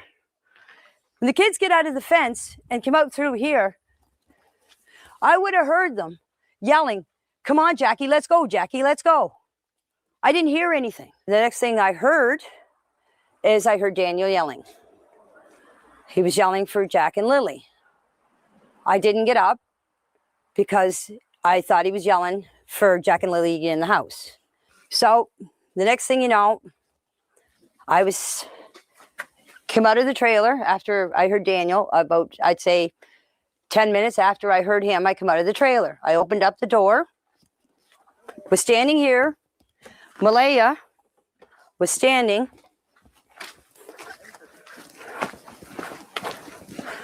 right here with Meadow on her hip. And I come out and I said, what's up? She said, Jack and Lily are missing. I said, how long? She said, about 20 minutes. I closed the door, got my boots on, came out here, ran up in the woods. Just right up here. The kids have a little fort that they made out of sticks and fir branches. And that's where they go. You can see them and hear them. We went for walks in the woods. I had to practically carry Jack through the woods because there was no way that he was walking through all that tree falls and bushes. I did this whole area. There's an old road up back. When I got up to the top of the hill, I met Daniel.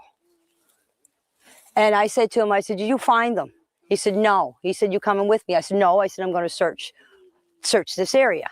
Because when she told me the kids were missing, you automatically think they went into the woods. That was my first instinct. Mm-hmm. So I went up and I did this whole area, this whole wooded area, right up to the top of the dirt road, came back down here and came back down the side of the road, came back down here and came back up the same spot. I went back into the house. By the time the cops were here, I don't know exactly what time, I didn't take my phone. The cops were here. There was a bench sitting here, or a sawhorse, it's over there, was sitting here. I was sitting on it, bawling my eyes out. I was crying because I blame myself for not getting up that morning to see the kids. Because if I would have got up, this wouldn't have never happened. Okay? That's why I was crying. We've heard a lot about the patio door. Okay. Yeah, so let's go see that. Sure. So this is the patio This door is the patio door that Jack and Lily would have. that Jack and Lily came out of.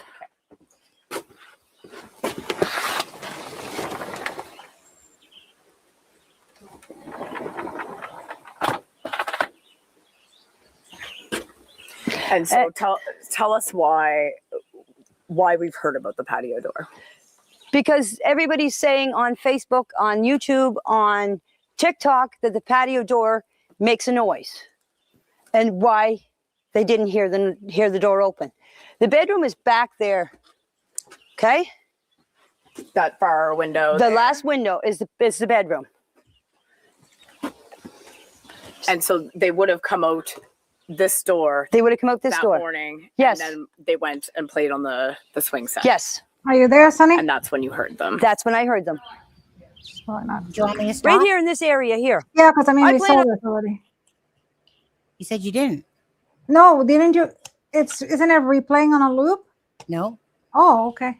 Oh, no, No. because I thought I already saw her when she opened the door. no, they just showed that as a piece of what was Oh, to okay. come. I'm sorry. Yeah.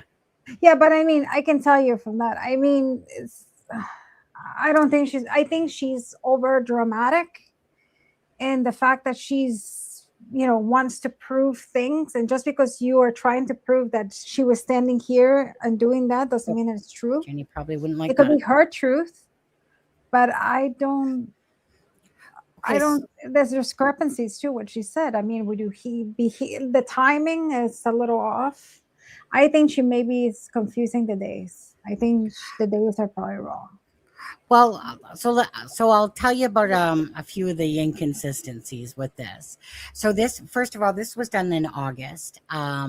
Months and months later, they After, cleaned yeah. they cleaned up the property, and the reason that partially why this interview did bug me was because it was about it's always about the management of the perception of everything about, like, when it comes to, say, Daniel and his mom, and you never hear much about Jack and Lily. This was more to go over the things about them and the property and what supposedly happened that morning, and it just seems more that their own, you know, what's the word I'm looking for, Alexa? Their own management of themselves seems to be more at the forefront than actually making it about Jack and Lily. So it's Mhm. kind of like, come here and interview me. Let's talk about exactly what happened that morning. Months later, when Jane, so this is first time that Janie speaks. Now, granted, it is 8 minutes of a couple hour conversation, but regardless, the things that stick out still was Daniel, just like he said the other day. He said that he was yelling Jack and Lily's name, and he came down, and that his mom came out of the trailer and said, like, what's going on? And then Daniel says that Jack and Lily are missing. Okay, Janie's version is, of course, that what is that Malaya was out with Meadow, and that so remember, she said that she didn't come out till 10 minutes after she heard Daniel Mhm. yelling for Jack and Lily. But So, she didn't come out. Janie's version is different than Daniel's, and which is her son. And Janie says that she came out and that she went over to Malaya and Meadow there and said, like, what's going on? And she's saying that Malaya said that the children have been missing, well, for 20 minutes. Now let's take that 20 minutes again. In an interview, Daniel said, and this could just be time, right? Daniel Mhm. doesn't have any time for the hour that I've asked him about, between 8:30 to 9:40, that area. I have asked him, like, so what happened in that time? And then he said, I don't have an answer actually for that, right? But yet in the interview, he said that basically the kid, Lily was coming into the room.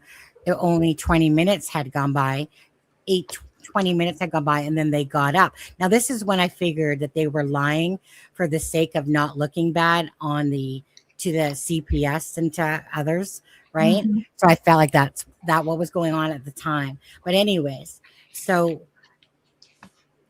so basically Malaya is the one that says that they're missing, according to Janie. So they got the stories reversed on that one. Their stories are reversed on I woke up and said, do you hear the kids? Both of them said that, but then Daniel retracted his part about, no, I guess it was Malaya that actually did that. But that's when you've had time now to change a story, Mhm. if it's a story. Okay. But so then there's the other part of that. She says that so she talks about so that she shows the 8:48 phone call to her brother. That's like a 3-minute phone call. Okay. She says she'd go back in, she falls asleep, and then she hears her dog bark, and that the kids were outside. Now that she's seen them, just that she heard them.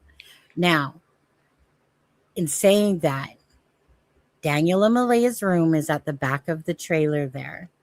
These kids then managed to open this heavy door, because I've had one of those exact doors Mhm. on an older place.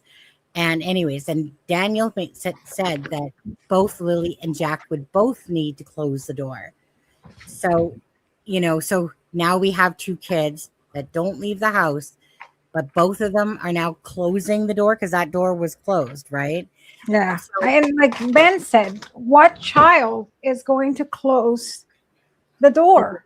Like for the children, most part, especially at that age, they're going to open it and leave it open. They're not going to right, close it. right. Typically, they're right. They're going to do exactly what you just said. They're going to open it and they're going to just scuttle off down the thing. But Whatever. remember, these kids are always supervised and never outside on their own.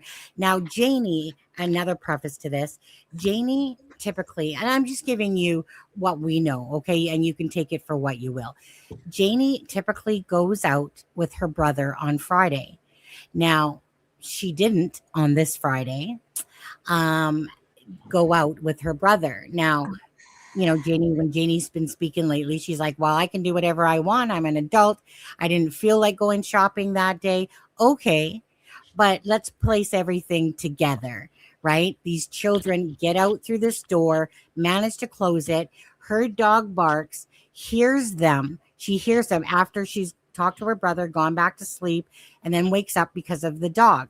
So in my head, again, you're telling me that Malay and Daniel's room that's at the end with Meadow and the baby are so far out to lunch that they didn't hear Jack and Lily playing on the swings, but Janie heard them. Yeah. And the dog barked and she only heard them. Okay. Then Janie goes on to say that about the woods. So Daniel was saying that he was an idiot for even believing Malaya that the children in the woods. But Janie says that she automatically thinks, let me go up and check the woods. She doesn't say Malaya told me to. She just says that she goes up there to check the woods because my first thought was, let me go check the woods. Okay. And then so beyond that, she says, whenever Jack and Lily are outside, she says, come on, Jackie boy, let's go, Jackie boy. But so she claims she hears them. And then she claims in a sense that she doesn't hear them. Yeah. Because Jackie boy, come on, Jackie boy, because there is no gate at that point, right? Daniel had claimed that the gate and the fence was done, but we already have the aerial photos to know that that gate was open. The kids could have walked through that gate. They could have, but they're always supervised. And Janie's saying, well, I would have heard Jackie boy. So that's when I basically said, well, where's this mysterious vehicle that came up during this time that the dog wouldn't have heard, that you wouldn't have heard, that nobody else would have heard, and meanwhile takes these children in between this small time frame of time. So again, Daniel claimed that 20 minutes after the kids or whatever, so that put him at 8:50. But I was like, Daniel, but that's what you said.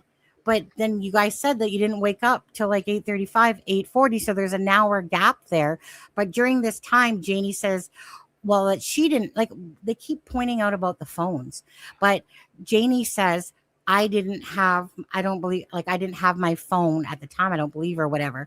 Well, clearly the phone underneath the 848 shows there's an, what time was it? 10:19 prior to the RCMP arriving, because she had like a phone call. I think it's from her brother again or something. And like I can't remember, messenger talk or whatever it was.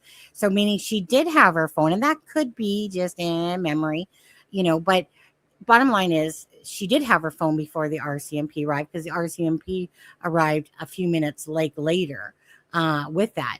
So that's why, again, it's just hard to believe because of all the inconsistencies that these children. And maybe that she's not guilty, but she becomes guilty, or maybe the impression of guiltiness because of the inconsistencies. Instead of saying, you know what, I don't know, I don't remember, but maybe I think by saying that, they're gonna think a lot of people are scared of the police, and they think that by saying that, they're going to become guilty. So that's why sometimes they rather do that narrative that makes them look even more guilty, even though they're not guilty. What do you think? What do you think in all this? Because this reminds me, Robin. But what do you think about the one? Okay, on the property, right? Janie, in front of that trailer, was Reiki. I could probably show you this trailer. Let me just look for the right spot. Okay, right here. Let's go to here. Okay. Well, it's cleaned up now, actually. So you see in front of that trailer, Mm-hmm. okay, there was a big piece of table type thing, right? And Janie says that she was raking before Daniel got back, that she was raking for a pool. What I thought was strange was that there was a big table there, big piece of wood and table, and yet the raking is going underneath that table in a sense. But anyway, so with And you said for a pool, like a okay, pool to swim? a pool, yeah, but okay. So let me ask you: when you're looking at this picture right here, and do you see where the soil is brown and there's some rocks at the bottom? Yeah. Okay, so picture now in front of the lane, like the driveway here, about the just where the two love love. Okay, so picture yourself in front of this brown soil, but in the middle, pretty much in the middle, that there's this boot print of one boot print Oh, that's where it was. of one of the child's. One boot print. Makes sense why there would only be one boot print. Could it be that the child? Well, see, now it's different because was it a boot print that we know that there was weight onto, or could it have been that maybe somebody was carrying her and the shoe fell? And still Well, I made don't an even know imprint. that it was Jack's or Lily's because it's Because now it could be that, right? Because I mean, why would it be just one? So it has to be, or it could be like somebody's saying, somebody planted but why right, would you plant just planted, one? being carried, boot drops, I being think carried. that's probably the best possibility is the The best child being possibility carried would be that she was carried and a boot fell off. and the boot, because the child's maybe fighting or doesn't want to go and boom, But it there's falls. two children. That's the thing. But there's only one boot print. Well, it could be that because just one falls, right? Right. And it could be. Right. Because I mean, otherwise it wouldn't make sense that there's only one boot print. It would be two Helicopter. boot prints. Yeah. So yeah. So I mean, and somebody said it could have been that they planted the boot, but you know what? If they would have planted, they would have put two. Wouldn't you? I know, because you would think that You this would someone think a would pair. I would stupid. plant fakeness. I would do both. I don't think they would do one. I think this is just an oops, it fell. I think that it could be right, and doesn't mean that someone had picked them up and abducted them and took them from the property. It could just be when the children were taken from the property that a boot fell off and landed there. And that's maybe it was an oversight in a sense. Yeah, because it does make sense. Don't forget, there's no perfect crime. Because it would seem ridiculous that if somebody's going to plant a boot print, that it's not going to be at least two, or to show that the children were there and out and whatever. You would do two. Yeah, you would do. If it's planted, you would do two. You wouldn't do just one. So that does make sense, Alexza, about possibly say Lily or Jack, whatever, being carried, and one of the boots falls off at that moment, right? Yeah, that does make sense. Doesn't it? I never actually thought about that. I never actually thank you, because I never it didn't even dawn on me. No, and sometimes you don't see it, even as a profiler. Sometimes we used to get cases and sometimes you don't see it, and somebody would just walk in to say hello to you, and they would look at your wall. We used to call it the crazy wall, and they would just look at it and they'd be like, oh, but what about this and that? And you're like, I've been staring at this for 7 months. 1 sec, Alexza. Micmac's in the house. Hey, Micmac.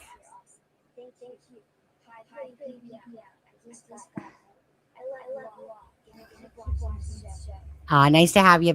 Nice to see you, Micmac. Yeah. Long time. Somebody would walk in there and see the crime wall, and they would be like, but what about this and that? And you're like, I've been staring at this for 7 months and I never got it. Yeah. And somebody would just walk in with fresh eyes and they'd just pick up on something that you don't pick up. So Well, like I said, it happens. I mean, I really haven't seen, like maybe somebody has made that comment before, but I don't recall seeing that. And, so be honest, people. How many of you guys thought that they were being carried and just one boot fell off of, Lily or Jack, as they were perhaps getting put into a vehicle? No, that's exactly why. If someone was carrying one of the kids and the boot fell off, where are the prints of the person carrying the child? Because they wouldn't leave prints. But a print dropping, it makes the impression, right? Because you have height and you have weight, gravity, right? But a person walking wouldn't leave prints. Because look at the soil, look at the terrain. But if something falls, it would make it. And I get that with it, but the thing is that there was, so Janie was raking and whatever, but when Daniel is in one of those articles, he stands where the boot print was found, where this blue pipe thing was in the picture, right, which was pretty much near that soil to the right and in the middle.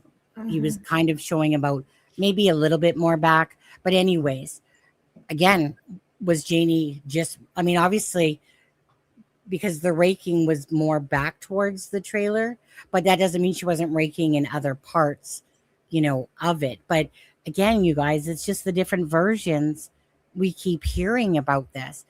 It's like, you can't believe any of them, all of them, the lot of them, because the inconsistencies just runneth thick and deep.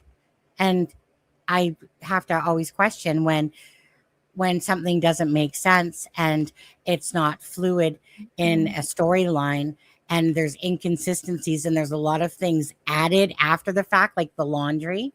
That means I don't believe that they're telling the truth, and that's just because of, again, to me, when people are telling the truth is, maybe a few little things here and there that, I forgot to say this perhaps, but that's not the feeling of it. But now let me ask you something with the boot, right? With the print, did they take the imprint? Like, obviously, I'm sure the police took the imprint and everything. So, but the police knew about the print, obviously. Yeah. So, but that's information, obviously, that we're not going to get. No, of course. Until the end of the case, until there's a trial, you won't hear anything. And like I said, you guys, with Alexza, she does not know this case inside out like we do. Okay. She's right. A lot of what she's seeing. I freshened up a lot last night on the plane. I tried to freshen up as much as I could. So I knew that last time I didn't know everyone and everybody was so mad that I didn't know all the names. So at least I know the names this time. Well, right. Okay. And that's a thing, right? Is like, there's so many things I could be talking about, meaning there's just so much, but we're not going to put it into one night. It's just not going to happen. No, I will come back. But I just, the gist of, what your interpretation was of Malaya, of Daniel, of Janie, by what you've seen so far, that doesn't mean it might not change at all. It's just by what she's sees and knows at the time, right? Because Janie has said a lot of stuff since this interview. With Janie, I have a hard time with her because, although she sounds like a very angry bird a lot, just by nature, but there's times that I'm just like, shit, I don't believe, like, it feels like Janie's just, telling the truth in a sense, right? And then there's the things that you question about her hearing the kids. And I think that's what it is. I think she's the type of person that she is trying to put extra information to sound more truthful, but instead of sounding more truthful, she sounds more guilty. Like, she sounds like she's covering for something, and maybe she really is not. I don't think she's covering for anything. I don't think she knows anything. I think she might be clueless. Simply, my opinion, the little that I've seen, I don't think so. But It's that's just my that. Go ahead. no. I said, but that's just 1 second. what I saw right now. But I mean, could be that maybe I changed my mind later on. But like I said, she's just trying so hard to put into context. She was here, Mhm. and then she was there, and all those, filling all the details instead of saying, you know what, I don't remember, because I think she's afraid that she is going to look guilty. And that Or maybe she has this, maybe she suspect that something happened to the kids, and she is like, hey, I don't want to be part of that because I wasn't part of that. well, that's just it. We're talking about her. This is her son, and we all And know, you know your kids. you know, and that, that's the bottom line of it, though, right? Is that a mother, you're going to protect your children most times. And if you really know they did something wrong, some mothers will turn your ass in, type of thing. So I always get torn with Janie, but the things that always kind of keep coming back to me is about her hearing them, or saying that she heard them. The fact that, And the extra details, too much detail. the extra details. What was I Why? just going to say though with Janie? Like I said, she is kind of like a aggressive. Oh my God, I have to tell you this. Anita, who's like just like a loud mouth herself. Hey, Anita, trust me, my voice sounds like fucking angelic pubic hairs compared to your freaking voice. Okay, I'm just telling you. But anyway, so Janie went on Mike Damon's show because Anita was accusing. Like she's just accusing people left, right, and center. Okay, like there's no bite in her tongue. There's no filter. When she tries, she just can't. Anyways, so imagine Janie, who has an aggressive voice as well, and then you got mouthpiece over there, Anita, and imagine the two of them trying to have a conversation and talk. All Anita's doing is going, liar, liar, you're a liar. You know your kid, you know your kid did something to those children. You know your kid murdered those children. You know your kid did it, and then it was like the war of the voices, and you're just like, what the fuck is going on with this case? But it's like, so sometimes, like I said, even when you're listening to Jane, yeah, she was cracking remarks and stuff like that, but there's this truthful ring as well to her voice when she's talking. But it's like, okay, so if you were to believe, right, that the vehicles were heard at nighttime, okay, this is the type of mom that it and I know it, guys, that Janie is in the business of knowing what the fuck is going on her property. She knows. Just like Daniel putting that blanket supposedly, and she said she saw him. She's out there, right? I mean, God, she got shoved to the freaking trailer while Malay and Daniel got the house with the kids, right? So Janie moved to the trailer, and like she says, she can hear everything, But So I mean, Janie, when she's sleeping, can she hear everything? Because I mean, I know people my husband, we would be probably slaughtering, killing this house, and he wouldn't but even that's know. just it. If any vehicle was on that property of an unknown or whatever, her dog would bark. Like any, right? And not only that, but come on, like honestly, we're talking about a place that's, got a humongous piece of land to it. Yeah, but if you hear a car and it's a car that's familiar, wouldn't that change things for you? Like, I mean, think about it. If you're Apparently sleeping, no car left the property. and you hear a car, and then you're like, oh, that's my son coming. Oh, that's my son. You just don't think much of it. No, but but apparently no car left the property that night, right? Well, could it be that she didn't hear it, but a lot of people claim that they did. Yeah, well, we'll see. I mean, at the end of the day, because I'm not going to keep you anymore. I don't find her like a credible witness. You know what I mean? I wouldn't put whatever she says that much. I just don't. That's why they use the time from the day before. So, even if like Janie doesn't have anything to back her up that she heard the children, but they got video footage from the Dollarama the day before of the last known sighting of the children. Again, I would love they to. went with Malaya, right? Obviously, Malaya and the kids at Dollarama the day before. Yeah, right. And So, then but apparently they went home, and then nobody saw the kids after that. why did that do that? Down. What's that been like? Why, I'm not sure why that I'm went scared to blue. go out sometimes Hold in on. my own property. I'm Not sure why it's showing up blue on the screen. Oh, I must have clicked something on the screen on there. Sorry about that. What'd you say there, Alexa? Sorry. No. I just said that they went out to Dollarama and they came back, and then nobody saw the kids afterwards. That's all I said.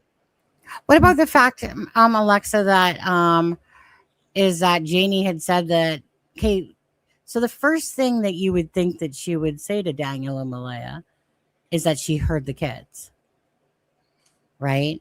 Now, Malaya in her interview says we didn't know that until after, but Janie, when in her talking recently, had said that she doesn't remember, and Daniel doesn't remember her mom telling her about the kids playing outside. And I'm like, wait, what? So you heard the kids, but I mean, there's different versions to that as well. Or Cindy's. Yeah. Sorry, someone messaged me.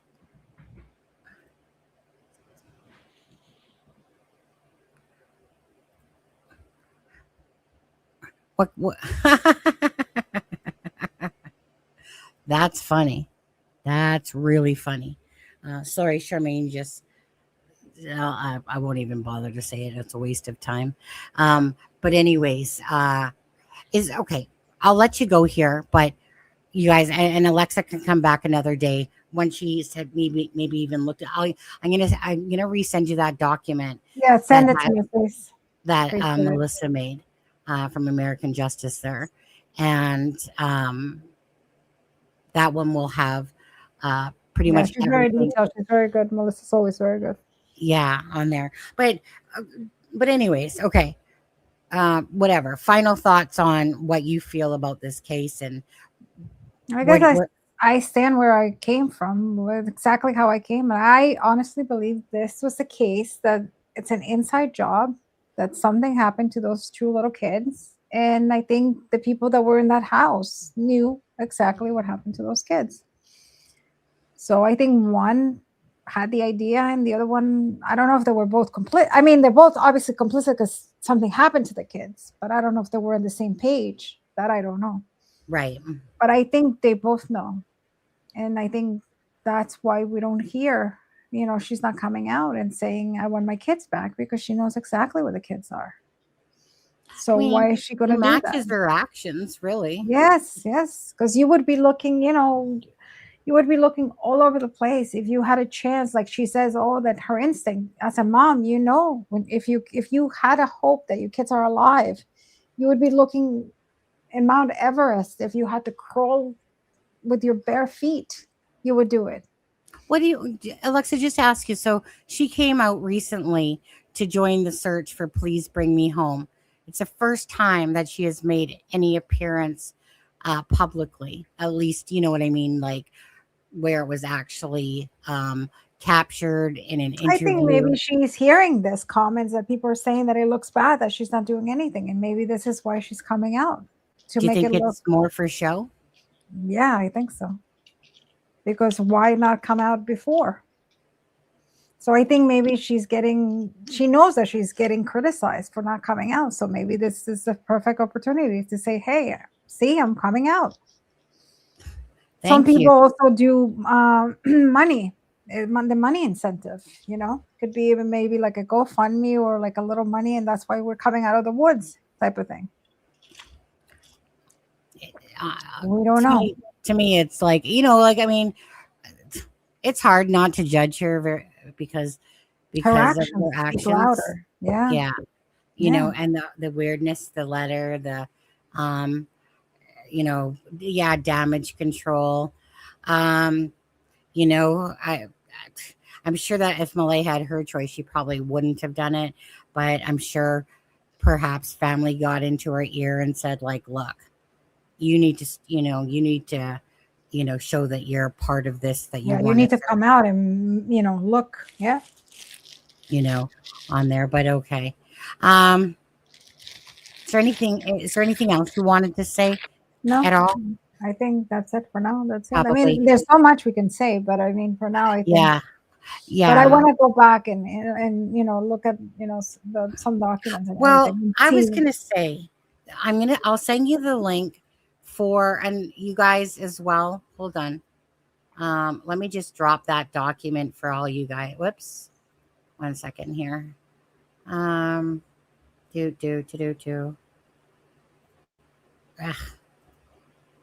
sec. Mm-hmm. Okay. Well, whatever. You guys can still find it this way here. But anyways, I'm going to drop the link for you guys in there for whoever doesn't have this document. Again, this is by Melissa that put just a huge amount of work in it. This case reminds me of still Sebastian Rogers as well. I get Summer Wells for sure as well. Well, it comes out 3 times, guys, because from each Facebook and YouTube channel, and not her family, Sunny. Not her family. I'm not sure what you're replying to on that, to be honest, at this point. Mm-hmm. Lex, I'll send that to you as well. Okay, here. thank you. Anyways, Alexza, it's been a long time. I'm so glad that you were able to join us tonight, even though I know you had to I know, I feel like old times. Feel good. I know, right? I know. For me, it's just like I said with you, and there's a few people where it just feels like doesn't matter how much time lapses, it just feels like it was yesterday, that you were on a live type of idea. But apparently Charmaine sent it to me. It was 10 months ago that you were on a live with me. Really? Oh my God. Where we were talking about Wade's video. Yeah. Wow. Why did I see in my memory? I thought it was December. Yeah. Oh my God. And I couldn't really remember, but it was because she sent me the link, and it was 10 months ago. And the title of that one, 1 second. The title of that one was Canada Missing. Well, here, I'll drop the link for that one. I don't know how much Alexza, because she really didn't know a lot about this case, especially then. But it was called Wade Spills the Beans, Shocker Info, Alexza Joins. Yeah, I remember that Wayne video. I remember because that had just come out. I remember that one. Wow. Talk about false memories. Jesus Lord. I would have sworn it was around Christmas time. Yeah. Wow. Just quickly, Baby Monkey, thank you for the super sticker. Captain Injustice, Helicopter gifted a membership, and Helicopter gifted a membership, and Helicopter Grandma gifted another membership. Anne Marie became a member.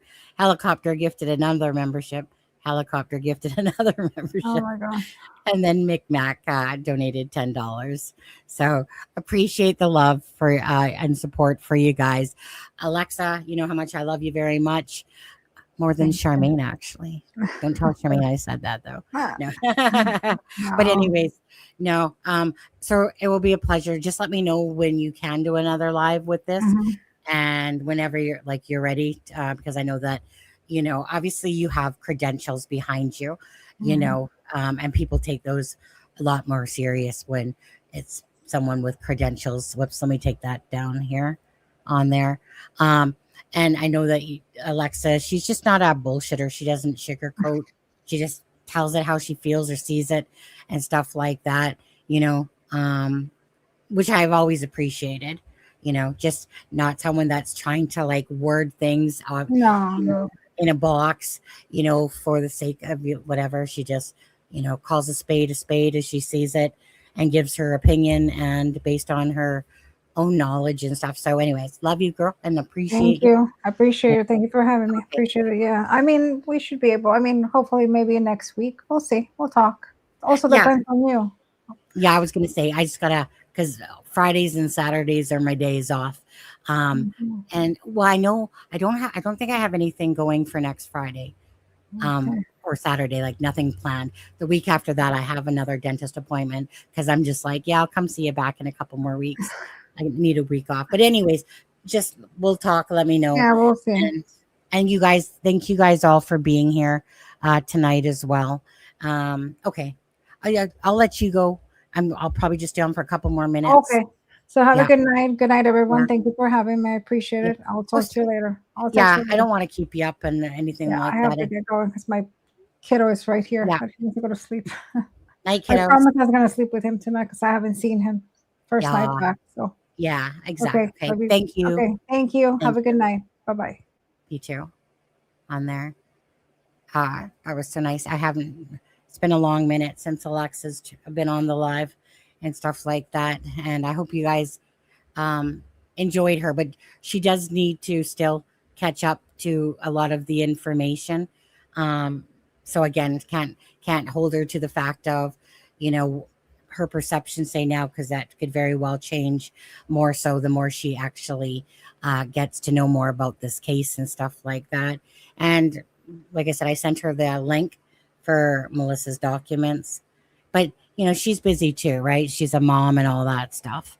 So, she is, and I didn't ask her anything, prior to doing the live.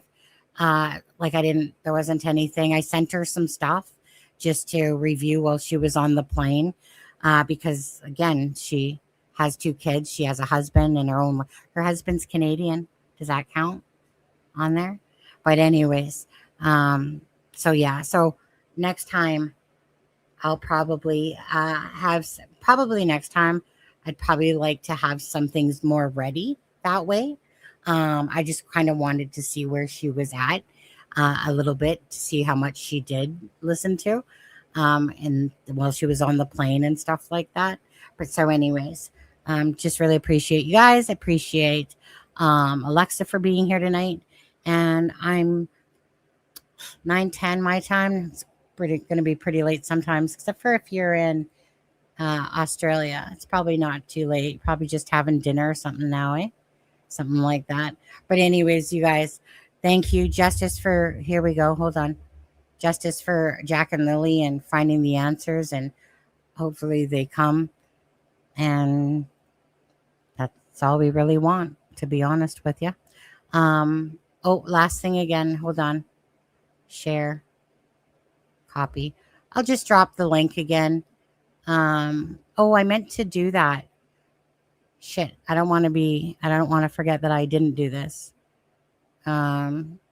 Share screen. This was the fundraiser, you guys, and I think it's still the same. If anyone wants to donate, again, I'll drop the link for it one more time. Paste. And it's probably going to come up 2 or 3 times there. But anyways, I'll make this bigger for a second. So again, thank you to all you guys that, helped in raising this GoFundMe for Belinda. Let's see here. So 2 days ago, Cheryl Light, Leah Scantos, $98. Share Cares, $100. Pinky was $100. Susie Mack, $92. Karen Steves, $40. Brandon, same last name as Cher. That's her son, $60. Anonymous, $100. Charmaine, which is Charmaine. Well, this is a different Charmaine. My bad. It had the S there. Threw me off for a sec. $50. Jamie Parker, $27. Karen Walker, $30. Jamie Edwards, $25. Melissa Yeadon, $20. Karen Johnson, $10. Anonymous, $20. Beth Hind, 2 days ago as well. That's when we did the live. Sorry, hold on. I need a drink. About to cough. Hold on. Still gonna cough. Hold on.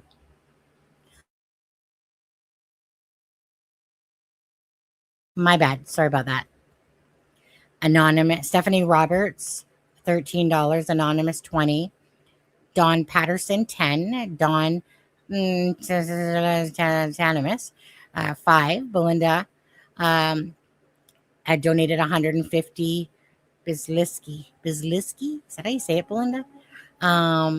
Anonymous, 35. Angela, $9. Charmaine, of course, this is our Charmaine, $45.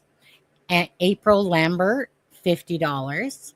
Amanda Bucamp, $4. Anonymous.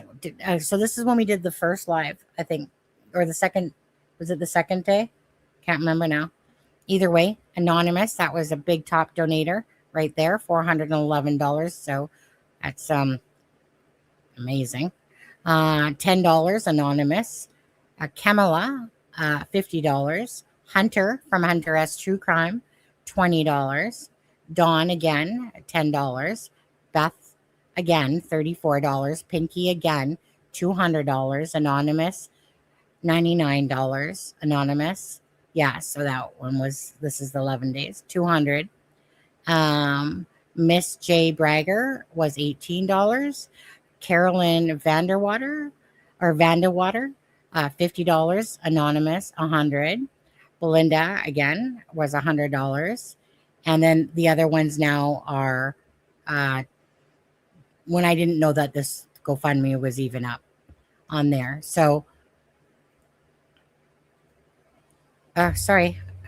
My eyes are watering. I know. Okay.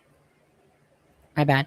But anyway, so I just wanted to make sure I went back and thanked everybody for the GoFundMe. Again, if you have it in your pockets to do so to help Belinda out with the cost for the guardianship and the lawyer's fees.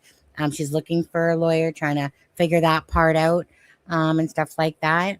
Ben, nice to see you again. Shannon, thank you guys. Thank you, mods. Thank you, everybody, for being here and joining us today. And again, thank you for all your support. But, you know, all we really truly care about in all this is answers for Jack and Lily, and, you know, having Alexza on tonight. Thank you. Missy Mom, you better apologize. Okay? When it's not your channel, Missy Mom, and then you sit there and I'm trying to give Alexza the forefront of the case somewhat at the start, you know, you gonna let her speak, right? All I think in my head is fuck off. That's all I think when somebody says something like that. In this particular case, we needed to go through that before she was talking. Okay, so thank you. All right, guys, have a great night. I'm gonna go make something to eat myself, and we'll see you when I see you. All right, good night, guys. Ooh, I guess I should play Jack and Lily's video on the way out. Let's do that. Yeah, good night, beautiful people. Beautiful people. Okay, so is this it? Yeah. Let's play this on the way out, okay, guys?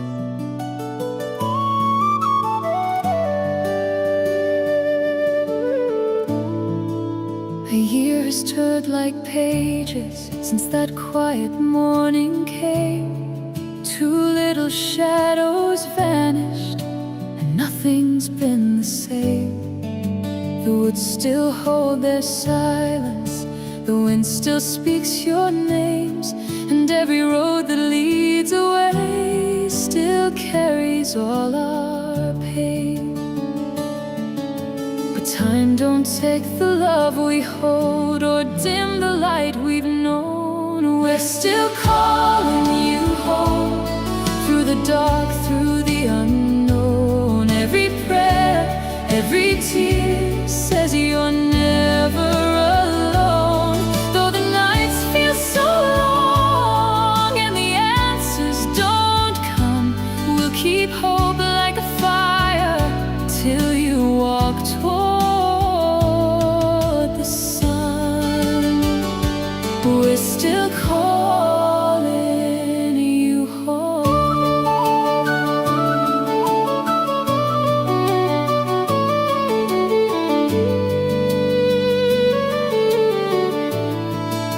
Your laughter lives and echoes in fields and open skies, in every candle burning, in every mother's eyes.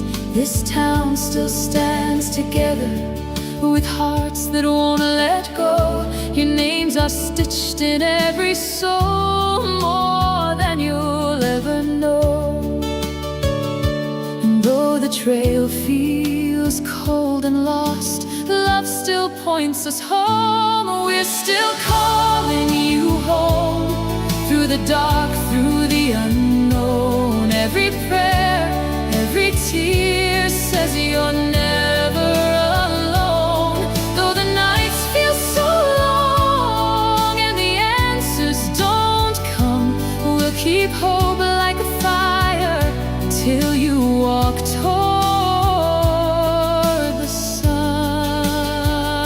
We're still calling you home.